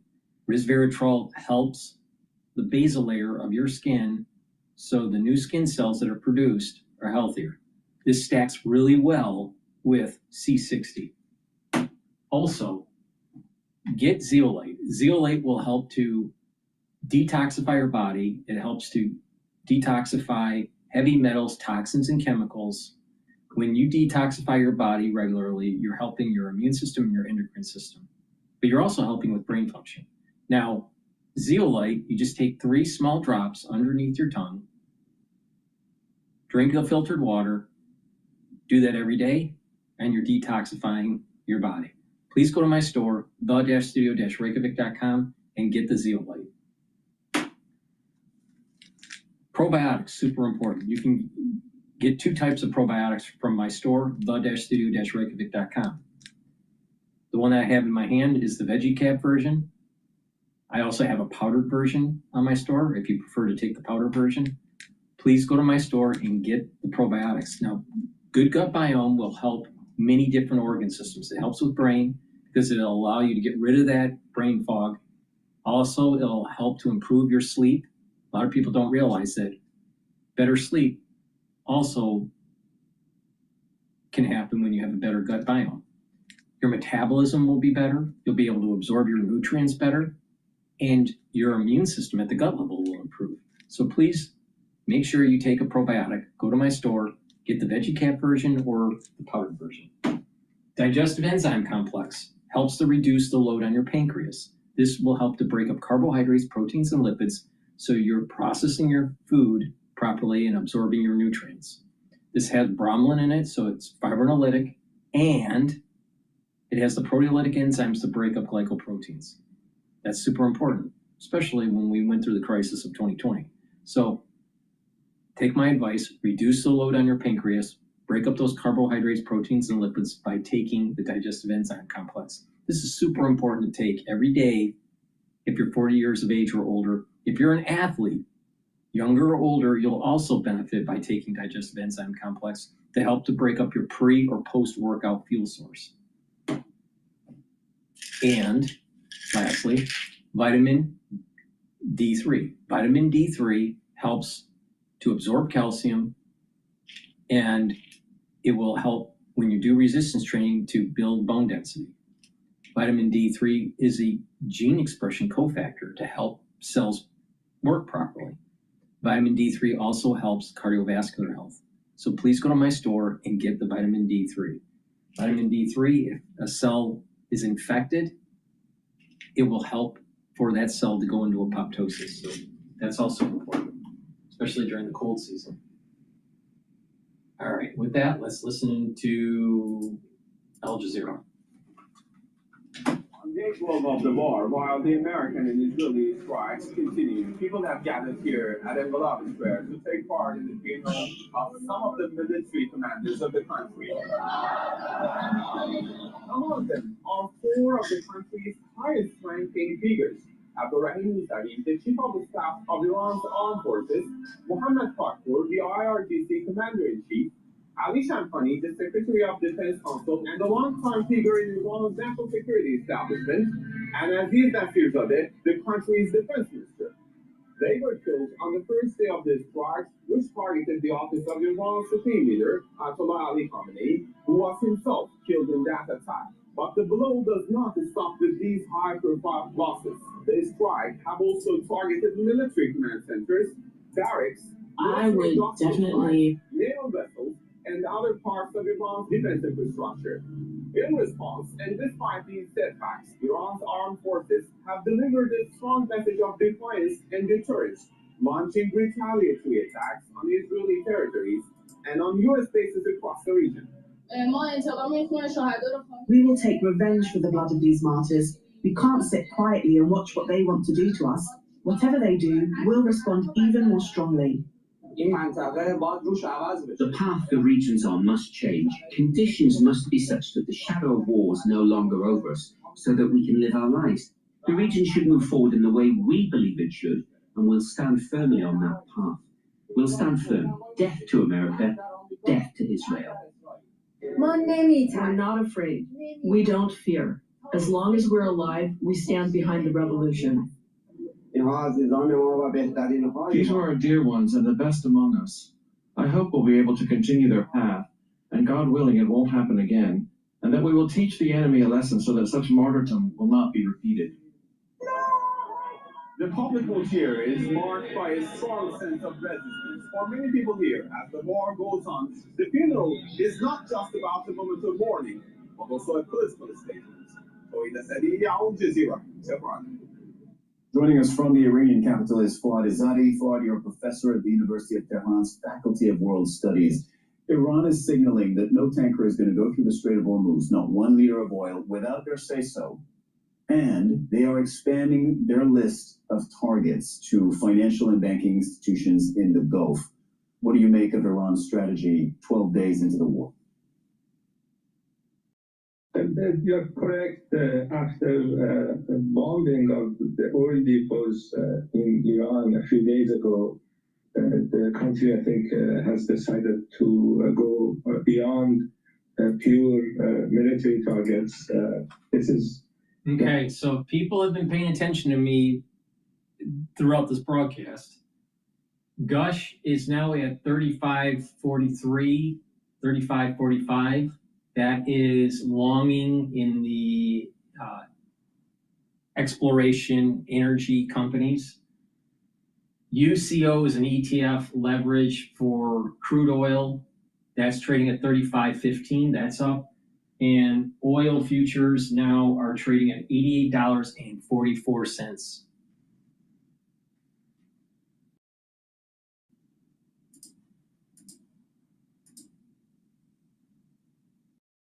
That the target in these attacks were not military locations.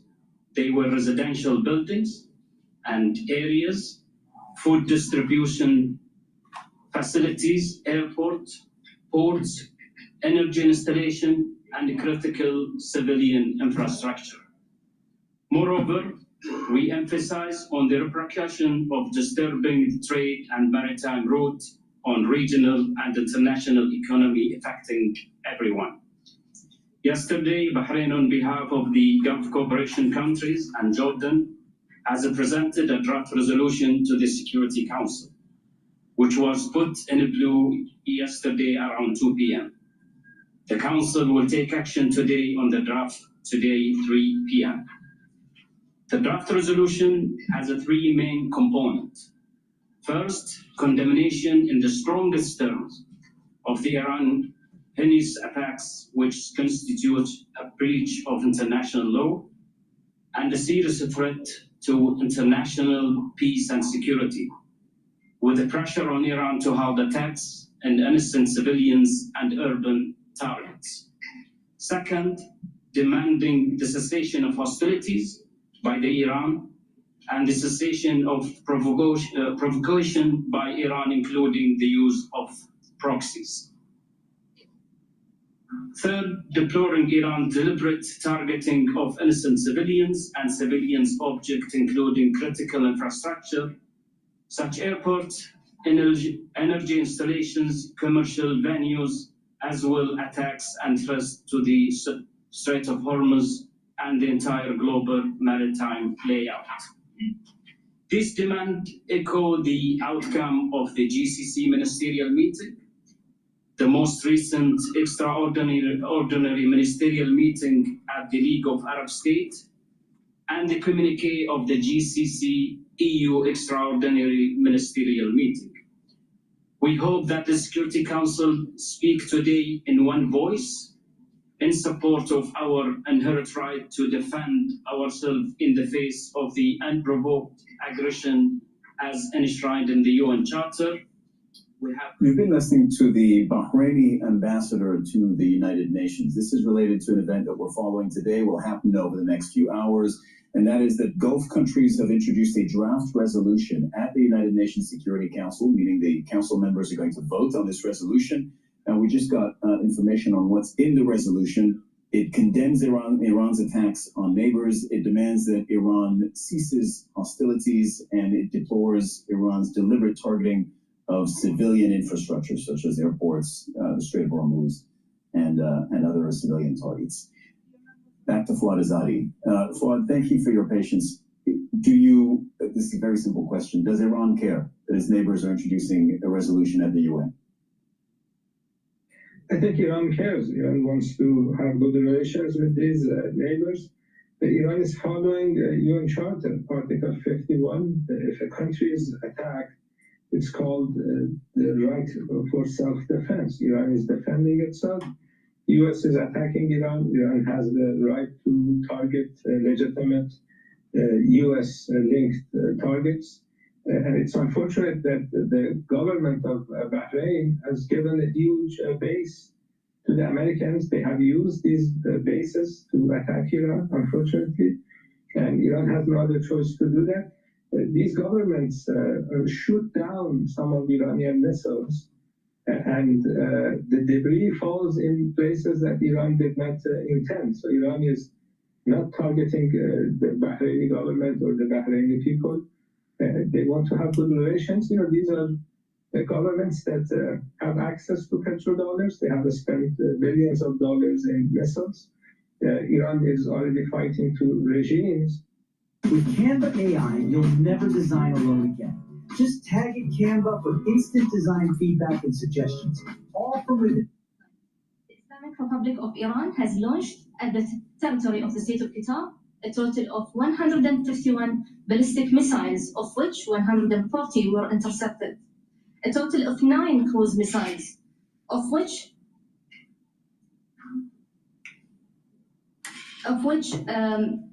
a number of were intercepted. A total of 111 drones, of which 91 were intercepted. All right. No casualties.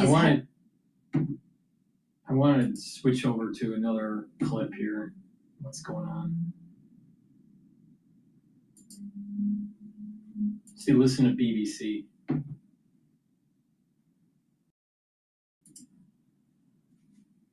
Arabia, Brazil, and Azerbaijan, to give you some examples.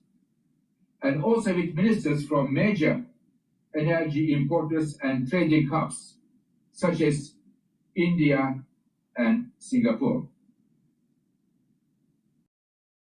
We have convened 2 extraordinary meetings of IEA member governments on the situation. And I thank all the IEA members for the strong sense of urgency and solidarity that they have brought to the station. I was also invited by France G7 presidency to brief and discuss meetings of G7 finance and also energy ministers this week on the energy market station.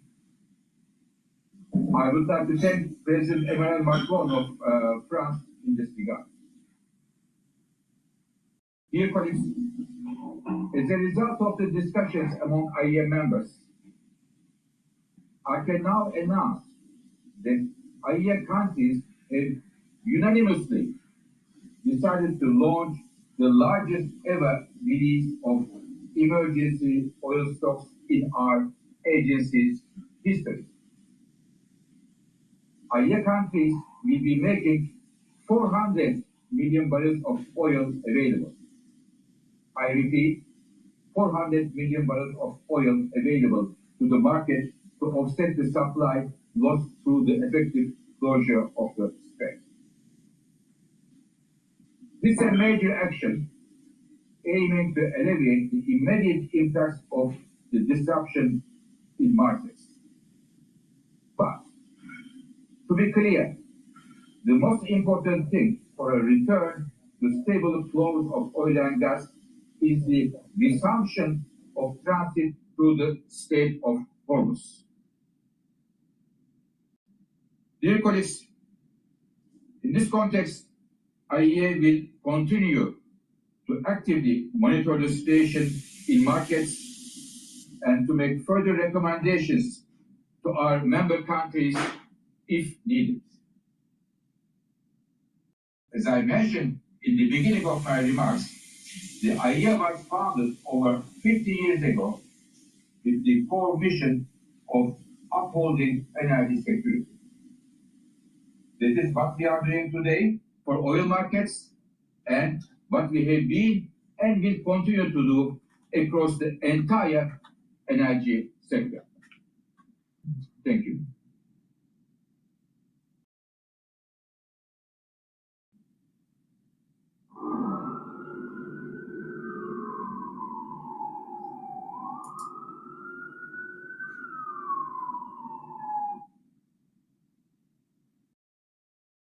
All right, let's listen into Carlisle's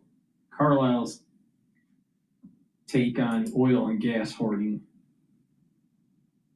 Peter Piper persistently missed packages, so he scheduled his deliveries with Amazon Business. Peter Piper and positively prospered. Amazon Business, your partner for smart business buying. Noise. There's a lot of it these days, especially when it comes to technology. And with so much... You believe that even if there's a ceasefire, tomorrow, right now, the next 5 minutes, the world's changed. The qualities of the crude. What's changed? For one, you've disrupted global supply chains. This is not just a disruption of it's gas, it's fertilizers, it's metals, it's petrochemicals, the list goes on. And then you've disrupted supply chains in countries all over the world. The ships are in the wrong places. The insurances are being canceled. You've taken the pressure out of the fields that you've shut in places like Saudi Arabia or Iraq or even in the UAE. The list goes on and on. The damage is going to take months to unwind. But I want to bring it to the immediate. There is no policy response that can stop this ascent in crude. None. And yes, you hit this 400 million barrel headline. Flow rate is what matters. You know, the maximum sustainable flow rate is 2 million barrels per day. So 400, that'll take them 200 days to get that out. And you put that in the context of a disruption of, let's net it out of this, it's got to be somewhere around 18 million barrels per day right now. You're just a minuscule in terms of offsetting it. So again, there's not many options here. What would you call this then? A PR campaign? In terms of doing this, it's all they have. They're going to do whatever they can. But I think the key issue here, keep the hoarding down. Because we know what happened in the 1970s when you got the hoarding. It created an increase in demand of somewhere around 2 million barrels per day. In the size of this market, try 3 million barrels per day, on top of the disruption of somewhere around 18. That word comes up in your research repeatedly, hoarding. Yeah. China has been rewarded for doing just that. Absolutely. Over the last 12 months. Do you think others will follow now? They already are. Whether in places like Japan and Korea, they're hoarding anything they can get their hands on at this point. And it even happens down to people driving. Keep your tank filled up. By the way, that's meaningful in terms of demand pulls. Most people drive and they take it down to about a quarter fill and then refill it. Now they're going to be going into the gas station, filling it back up every time it gets to a half or even 3/4. So what kind of premium are you talking about longer term? We were just speaking with Steve Ott of Federated Hermes earlier, saying that if oil prices go above $90 for a prolonged period of time, that will cause real damage to the underlying economy. Is that a base case for you? By the way, the one thing, and we're going through a regime change. This is not a trade. This is a regime change. We're moving from that world that was defined from 2014 to 2024, is the new economy boom, driven by Mag 7 is a technology boom, asset light. Similar to what we saw the dot-com boom. What came after the dot-com boom? Remember, it was the exact same thing. You had a geopolitical event, switched you in 2001, and then actually directly connected to the 9/11 was China's admission to WTO. By the way, they were connected.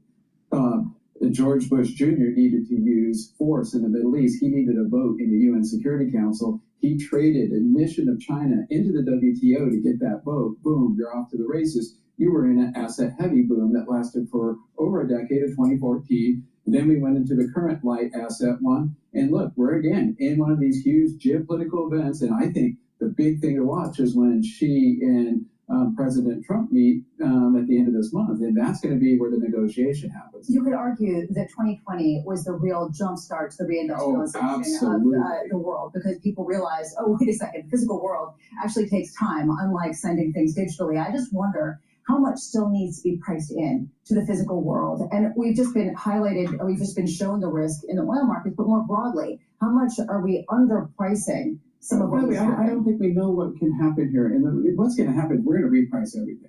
It started, and by the way, metals since 2020 are just a straight line going up. Everybody looks at the last couple of months, but it's just, here's a point I like to say is that you looked at the returns of companies in 2000 when we were at $20 oil. They were like 20 or 30%. By the time we were around 2005 or 6, you're at 60, 3 times on the oil price. What do you think the returns were? They were going down because the overall cost structure of the industry was rising. So we ask about how high it can go.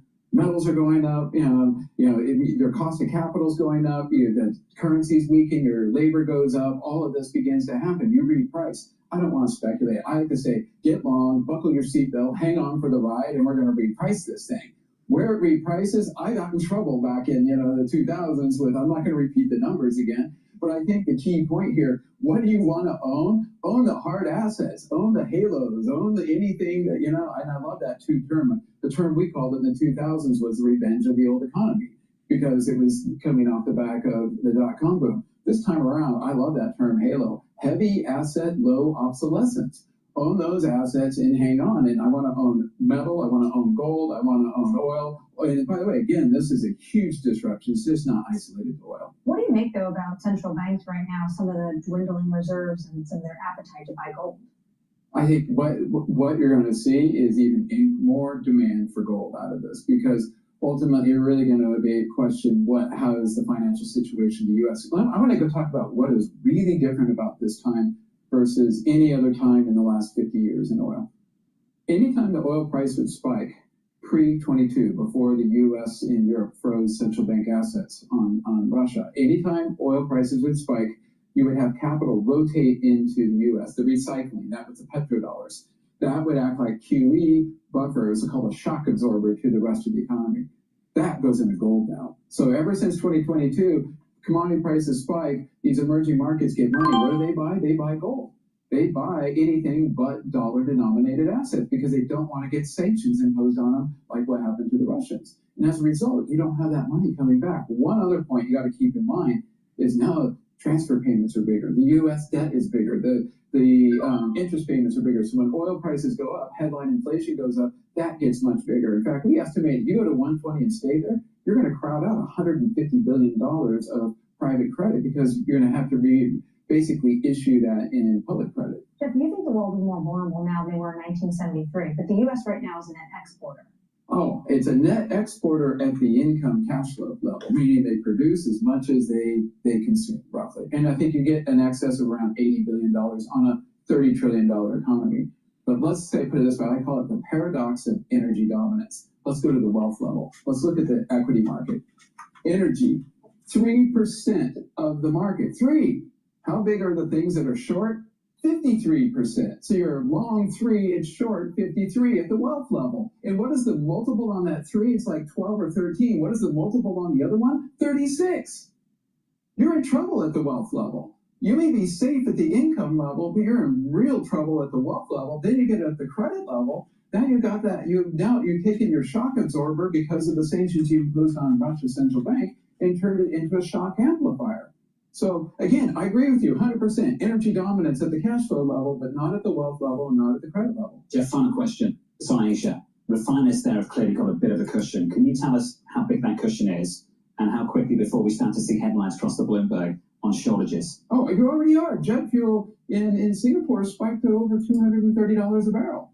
Yeah, you're at that point, and that's the hoarding is only amplifying it. And you just took out a 900,000 barrel per day refinery that was bombed in the Gulf. So the situation on refined products is, and I think the key point here is it's Asia is going to be the one that's going to be in the deepest problem.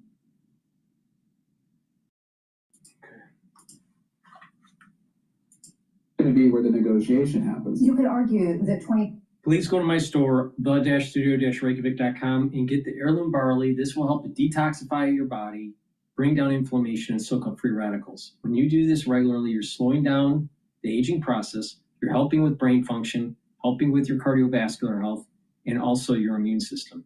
This is really important to take every day. Now, this is a month's supply.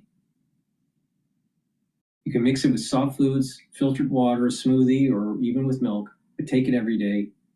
Please go to my store, the-studio-reykjavik.com. Now, I also have Gladiator barley, which is very similar to heirloom barley, but there's one added benefit, and that is it'll help to build muscle.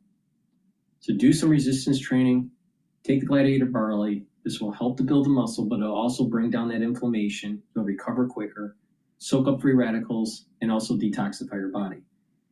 So you're helping with your endocrine system, your immune system, your brain function, and your musculature.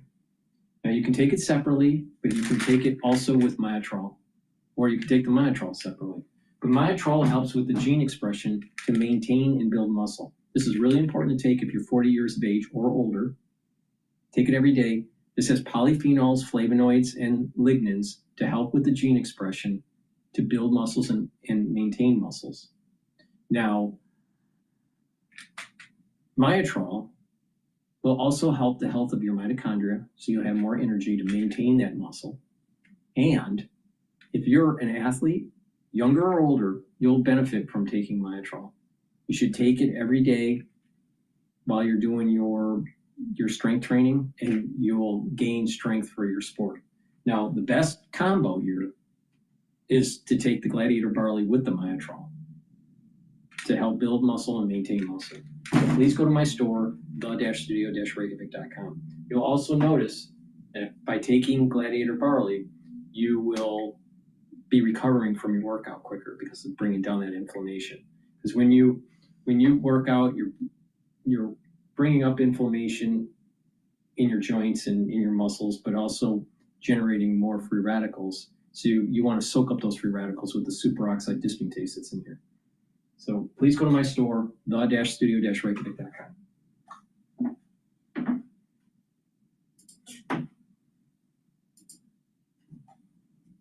Outstanding. Magnificent job in Beirut. Thank you so much. Well, we're joined by Brighteon Channel, who is from the BBC Persian service, which is used by 24 million people around the world, but predominantly in Iran. We're hearing that Iran's Revolutionary Guard Corps has been re-beginning its wave of strikes across other nations. Just bring us up to date where we are with this. So yes, they have started actually a couple of hours ago. They released a statement saying that they have started actually 38 wave of attacks on Israel and also neighboring countries, where they claim that these are American targets because these are facilities used by the American forces. But in Iran, we have had more reports of attacks on Tehran and also on the city of Marivan in western Iran.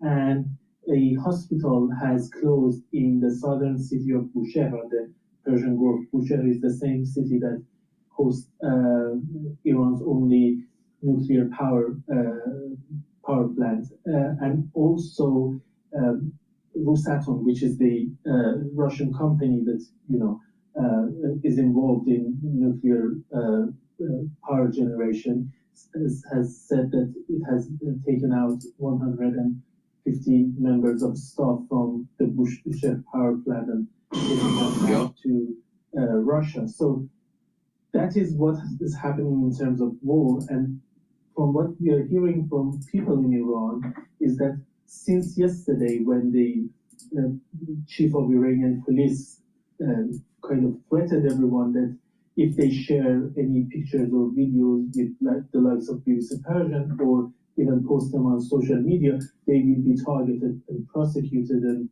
punished. We are hearing messages from people who are very reluctant in terms of sharing pictures and videos. So our work in terms of finding out exactly what is going on and verifying that has become even more difficult. And also people are talking about many cities having some sort of a military atmosphere. There are many checkpoints guarded by Basij militia, which makes it very difficult to kind of live in the city. Or I want to listen to Ian. Since the beginning of this war, Donald Trump has sent conflicting messages about what the U.S. aims to achieve and how long the fighting could go on. After a few days, Trump was already boasting the U.S. was ahead of schedule in achieving its military aims, suggesting the war would be wrapped up within 4 to 5 weeks. He has also been saying the U.S. could expand its operations, though he's insistent that will not lead to another lengthy conflict in the Middle East. We took a little excursion because we felt we had to do that to get rid of some people. And I think you'll see it's going to be a short-term excursion. How good is our military, right? Amazing. How good? Short-term. Short-term. For more on this, let's bring in Ian Bremmer. He's a political scientist and founder and president of the political risk consultancy Eurasia Group. Welcome, Ian.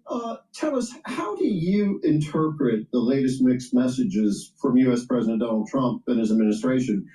On the one hand, Trump suggests that the war is almost over, and he also says that the U.S. is going to go further. What do you make of that? He's looking for an off-ramp, and it's challenging. He's put himself in a bit of a box, both in terms of Israel, which is very interested in this war going a lot farther than I think the Americans have appetite for. Also, in terms of creating stability in the Gulf, which is a lot harder than Trump would like it to be. And of course, there are market implications and energy implications for that. And then finally, getting to yes with whatever the Iranian regime is going to be. And that's a very different place from what Trump was saying just a few days ago, from the demands that he had coming from Iran. Trump insists that the U.S. military campaign in Iran has been a tremendous success. How do you see it? Well, I see that whatever Trump does, he's going to paint it that way. I'm not surprised. No one should be surprised. There have been successful aspects of the strikes. The Iranian Navy is basically destroyed. Their ballistic missile capabilities are mostly destroyed. And if you want to decapitate the leadership, you have decapitated a fair amount of the leadership. That all matters.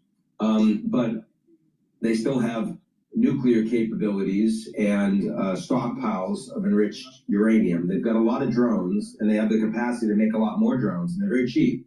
And they can be ramped up quickly, as we've seen from the Ukrainians, even under wartime conditions, some 4 million a year that they're producing. So Iran can do that. And then further, Trump has said that he was going to rescue the Iranian people. Right now, if the war were over tomorrow, the Iranian people are in worse condition than if Trump had never launched a war. So that ain't happening. And he said that he has to have a say over the next leader of Iran. Well, that doesn't appear to be happening either.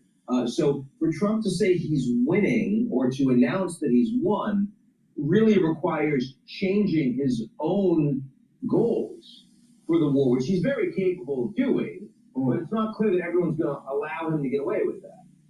Is it clear to you what objectives the Trump administration has in this war? Sure.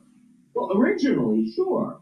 They wanted Venezuela redux. I mean, they sat down in negotiations with the Iranians, and they had lots of demands that the Iranian government was unprepared to accept. So this was a combination of last year's 12-day war, which is take out a number of the military capabilities that the Iranians refused to negotiate away, and at the same time remove significant parts of the leadership that you find intransigent.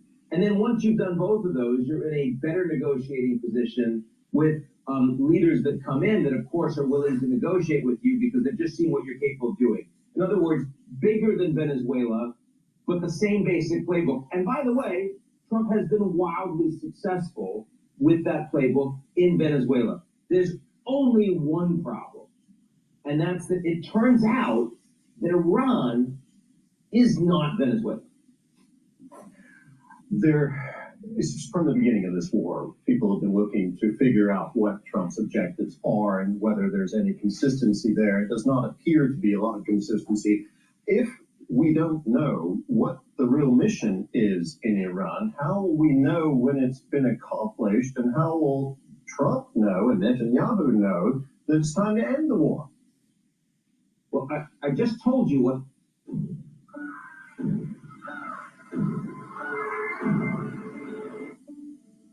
Something's different. I'm changing. I don't know if I like who I'm becoming.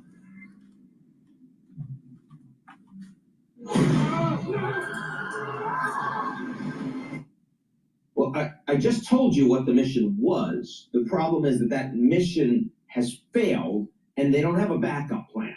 So now Trump is flailing around for a backup plan. Netanyahu knows what the mission is. It's destroy this regime, destroy their capabilities to project power around the region, both directly and through proxies. He's been doing a lot of that over the last couple of years, by the way. Now, for Netanyahu, if that means a civil war, not such a big problem. For Netanyahu, if that means lots and lots of Iranians get killed, his population generally supports that. As long as the regime goes away, they're very supportive of the war. The problem is the United States is not.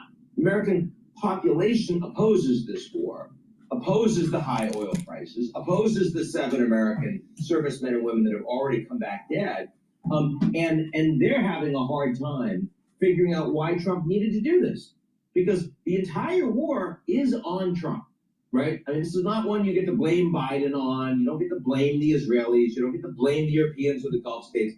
Trump chose to do this. He chose to do it by himself, without his allies, without the Europeans, without the Gulf states, only with Israel. He chose to do it at the time that he did, and he chose to do it much, much larger than what was necessary to just take out the military and nuclear capabilities. So to the extent that all of that is now failing, Trump owns it. And by the way, Secretary Hegseth said that just this morning. He gave a press conference. People were saying, well, you know, when is this war over? And he said, hey, this is all Trump. Like, he's the decider. He's the one that will decide. He has this hand on the throttle. He'll decide, just as he decided the mission, he'll decide when it's over. So it is completely Trump's war. And to the extent that this war is going badly, and has an initial mission that can't actually be fulfilled, that's for a guy who's, you know, trying to get midterm elections going his way.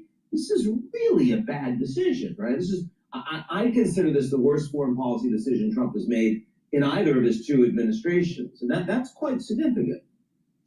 Looking at leadership, on the other side now, we're looking at a new supreme leader in Iran, Mojtaba Khamenei. The son of Ali Khamenei is now the new supreme leader in Iran. As you mentioned, Donald Trump wanted to have a role in choosing the next leader. He obviously didn't get that. So my question to you is does the new leader have a target on his back, and what sort of changes should we expect from Iran under this new leadership, if any? He does have a target on his back. I expect that target is more of an Israeli target than an American target. I think Trump is clear that he would be willing to work with this guy even now, though he didn't say that a few days ago, if the war came to a close and they could find a way to reopen the straits, stop the drones from being hit. For this point, Trump would be okay with it. I mean, there are problems there. Again, this is a regime that is still very capable and willing to brutalize their own population. They killed an estimated 30,000 in the matter of just a few days. And I've heard that not just from American sources, I've heard that from European sources over the past weeks, back in January. And you know, that capacity and willingness to repress their own people is not diminished today. I mean, a lot of the reason why you see the Iranians continuing to pop off drones and missiles across the region is to show their own population, we are still in charge. Don't think about coming after us. So that's a big problem. And also, you know, the Americans have a big problem in dealing with this guy, even beyond how much brutality the Iranian people will experience. As of right now, the United States, as Europe, want lower oil prices. That means you still need the oil to come out of the Persian Gulf, including from Iran.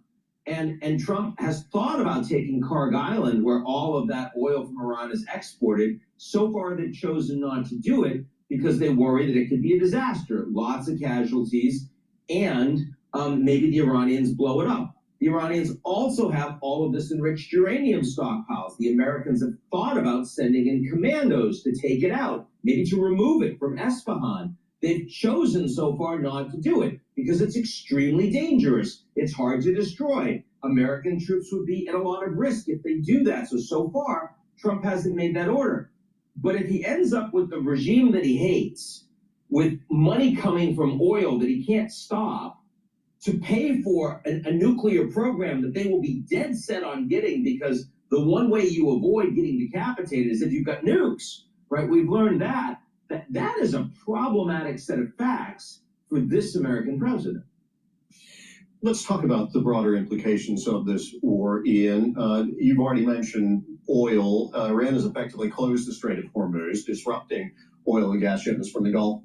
What would be the impact if it stays shut for many weeks or even months? Well, it's hard to imagine oil going much more than 120 for a sustained period of time, because at that point you see lots of demand destruction, that you change consumer behavior, change industrial behavior of the people that are buying the oil. So oil prices are at 120, but the total volume is down, the total demand is down, the amount of money that's going through the economy is down. That's obviously really problematic. I've got to tell you, I'm not surprised oil prices came down on the back of Trump's statements, because they are indeed de-escalatory.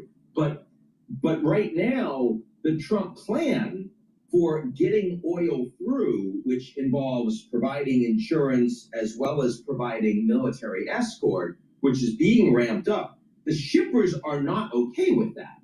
They say this is still too dangerous. As long as Iran has the ability to shoot drones, we don't think it is okay, even with escorts, to send these ships, that we are risking our crews. It's unacceptable. So at this point, it does not seem to me that the straits are going to be reopened soon. And if that's the case, the markets are seeing something I don't understand in terms of the level of complacency around oil price right now. Of course, the markets in Asia are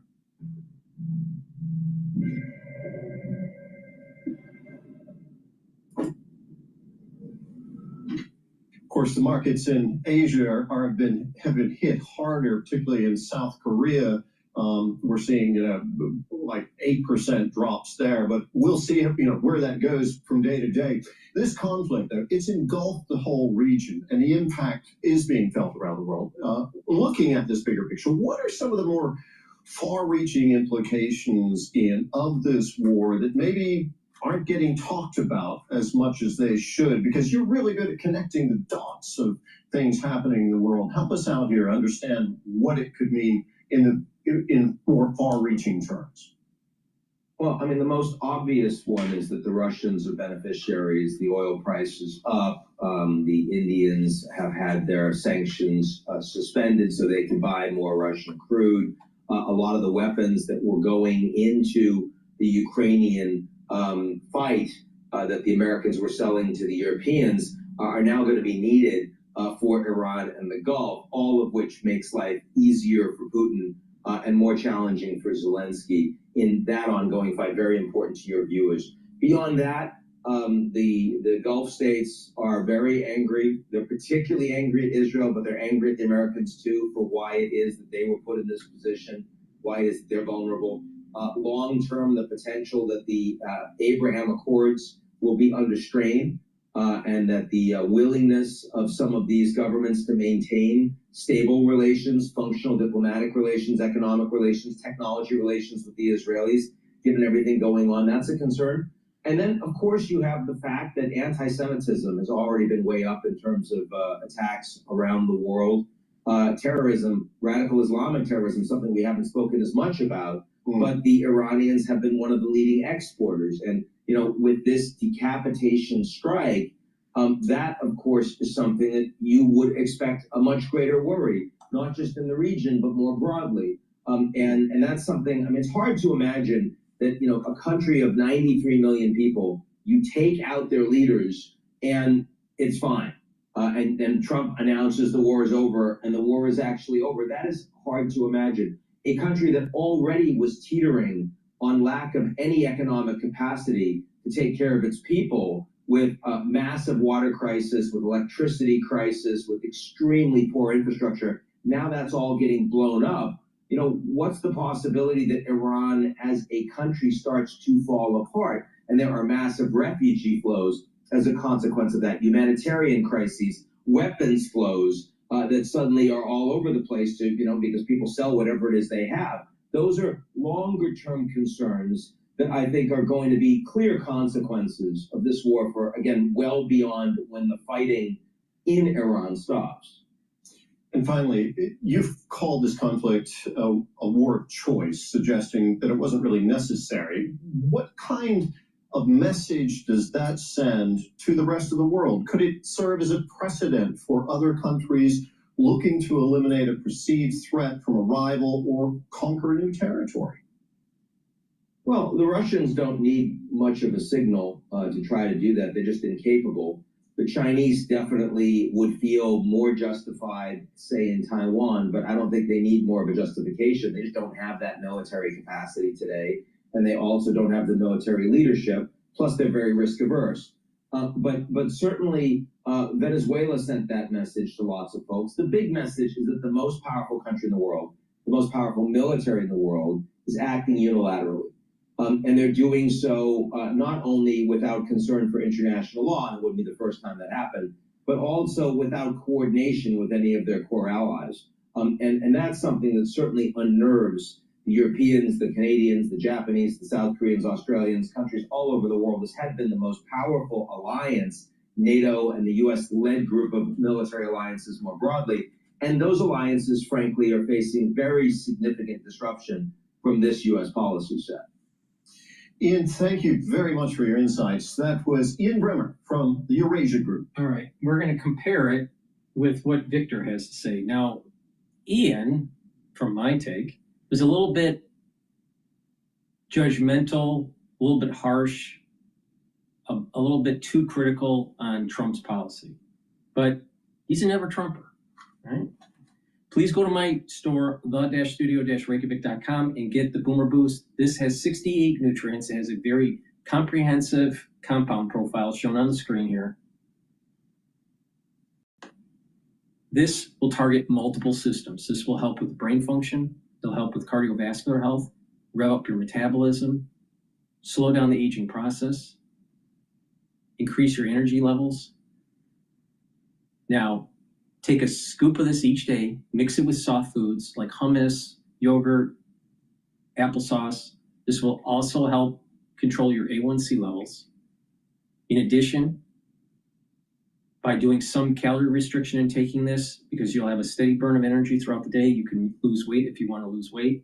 This will also help with musculature. So many benefits from taking this. You will notice the benefits of this within 72 hours when you start taking this. You'll have a steady burn of energy.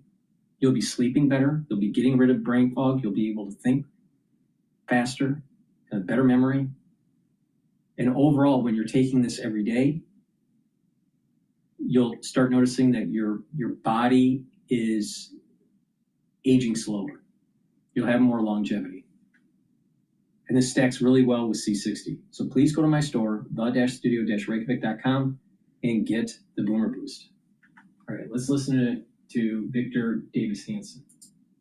I haven't seen this video, but I suspect that he'll be a little bit more aligned with Trump compared to Ian. You know what the ultimate aim was the purpose in World War II to just fight them to a standstill? Was it to destroy the Nazi government? Was it to reclaim all of Western Europe and then make sure that they were democratic governments? That happens in war. A lot of things are articulated as you go on. There's been a lot of criticism of the Trump administration over what will be the end game in Iran. Some are impalpable. One is impalpable. One is favorable.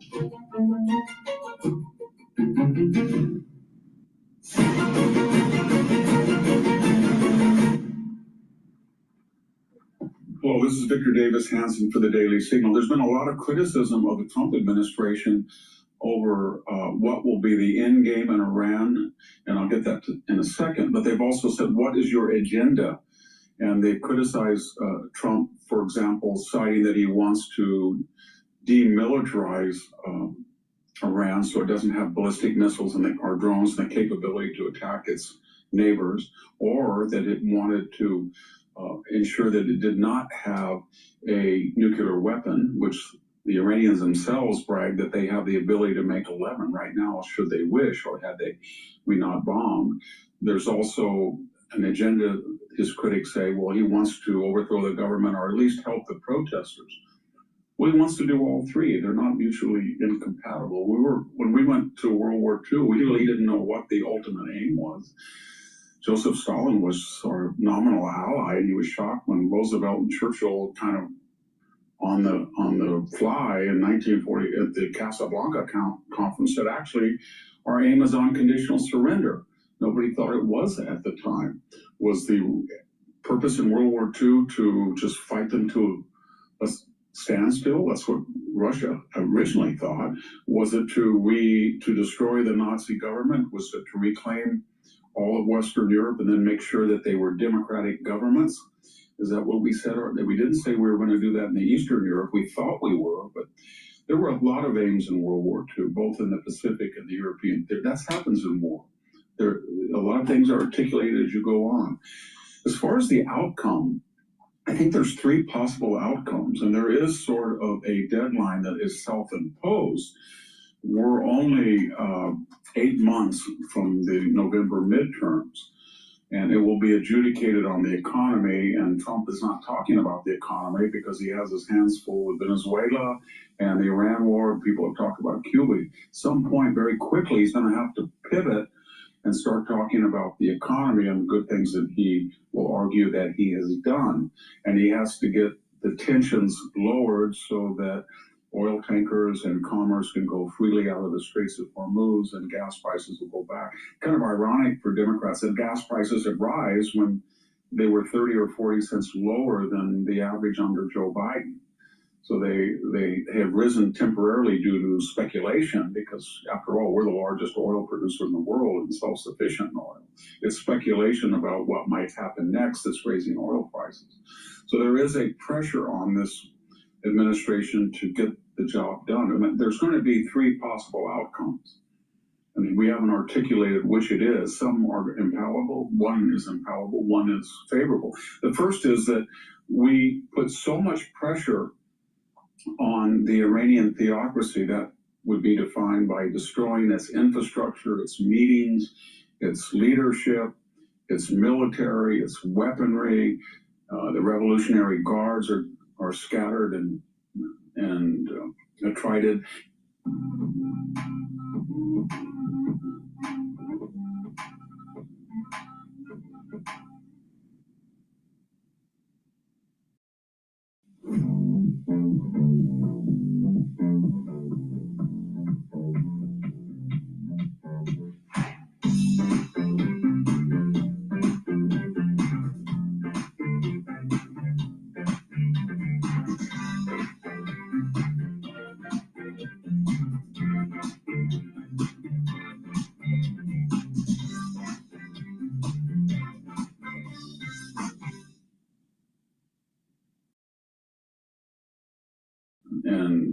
Attrited, and at some point there is going to be either a call for them to say no more, no mas. We're losing our entire country's military infrastructure. We have no Air Force now. We have no Navy now. We have very few missiles. We give up. We can't take it anymore. Okay. And that would be followed then by a popular uprising. And that would mean that demonstrators then, the theocracy would say, we can't do it anymore. People who had demonstrated, 30-something thousand had been killed in the last, they would pour back out on the streets. There would be an interim coalition government. Dissidents in Europe or the Shah's son, some people would come over and they would have explicit instructions to form a coalition transitory government, leading the way to a consensual government with elections supervised by outside powers, the EU, NATO, who knows.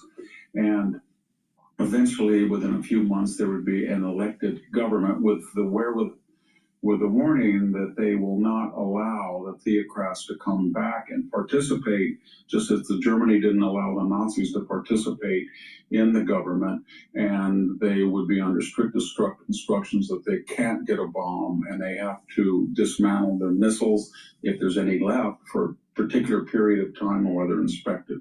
That would be the optimum choice. In other words, regime change, demilitarization, constitutional government. Iran goes from being the problem in the entire Middle East in its efforts to make a Shia revolution and overthrow the Gulf states, destroy Israel, etc. No, now it is a force for good and a force multiplier of the Abrams Accord, etc. The second possible solution, I would call it the Venezuelan solution, with the caveat, we don't know how Venezuela is going to work. But in this scenario, we get somebody who is a dissident or had ties with a former government, but is secular, such as a military general, one of the lower generals, 1 or 2 star, that haven't been formidable figures in the top hierarchy of the theocracy. And they come and say the democracy is dead. And most of the generals are dead. And I represent dissident generals that want to stop this war. And we promise you that we will agree to the negotiation demands before the war to stop the ballistic missiles, stop the huge subsidies to the Houthis, Hezbollah, Hamas. We will stop all nuclear proliferation. We'll allow you to come in, and we will exercise power with the proviso, if the people want us to have a transition, we're willing to talk about that. That's not so good because you're not getting the dissidents and the people immediately in the process. But on the other hand, you have somebody who has power in the government and supposedly would be backed by what's left of the army to get rid of theocracy and could serve as a useful kind of Venezuelan partial transition, as we saw earlier in the year. And finally, the worst scenario, but it might happen, I would call it stewing in their own juice. At some point, a month, 6 weeks, we've done about all we can. In other words, we've destroyed the military ability in every aspect of Iran to hurt its neighbors, at least for the foreseeable future. We may even have found their nuclear material. We wiped out their leadership, but there's still people fighting, and we don't want to go there in the ground. And so we just say, well, see you, wouldn't want to be you. We've done what we can. It'll take anybody takes power, 5 to 10 years. We hope that you people who were so brave to go out on the street will now, after we've stopped bombing, it's in your hands. We're not going to tell you to have a consensual government. We're not going to try to keep wiping out your enemies. We're done. We did this for a month or 6 weeks, and it's up to you now to take the reins and create your own type of government according to your own wishes, with a caveat: if you let the malocracy come back, we will be back.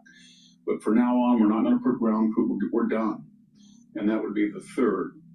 Obviously, the best thing in the world would be to have the Ayatollahs completely out of the picture, completely impotent, the army disbanded, or at least not in service to the theocracy, a transitional figure coming in who would agree to a constitutional government with elections, and dissidents would flock back, and that would be a wonderful thing to see a consensual government around. The second best would be a Venezuelan solution. A strong man keeps order, but does not allow nuclear proliferation or aggression against its neighbors for the time being. The third was, we've done enough. We've defanged the tiger, and we don't really know what's going to happen, but from time to time we'll check in. But in the meantime, we hope you dissonance. We hope you can do something, but it's not our job, not our responsibility. With that, I'll leave you. This is Victor Davis Hanson for the Daily Signal.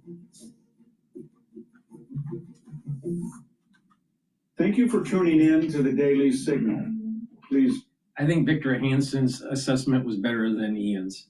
Please go to my store, the-studio-reykjavik.com, and get the C60. C60 is a very potent antioxidant that will soak up free radicals and slow down the aging process. You can get it in avocado oil, extra virgin olive oil, and in MCT coconut oil. C60 needs to be suspended in an oil for proper absorption. Take it, preferably on an empty stomach. Take a teaspoon a day, every day. Every day. And what this will do is soak up free radicals, and it's going to help many different organ systems. It'll help with your brain, cardiovascular system, help with your immune system and your endocrine system. By soaking up those free radicals at the cellular level and at the tissue level, you're going to reduce inflammation and reduce stress. The mitochondria in cells will improve. The health of that mitochondria will improve, and the ATP creation will improve, so you have more energy.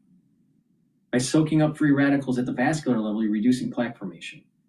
And by soaking up free radicals and reducing inflammation and stress at the neuron level, you're keeping your neurons healthy. So please go to my store, take a teaspoon a day, every day, to slow down the aging process. C60 also works at the basal layer to improve your skin. You take this every day for a year, and you're going to visibly look younger. So please go to my store, the-studio-reykjavik.com. The link is in the description of this video and all my videos. Please click the link, get the great supplements that I offer. Make sure you use discount 5, all caps, discount 5. You save $5. I want you to save some money, but get these products, take them every day, and slow down the aging process. It's a great way to get healthy. Thank you for supporting the channel. Thank you for watching. I greatly appreciate it. That's the end of the broadcast for today, and I will see you soon.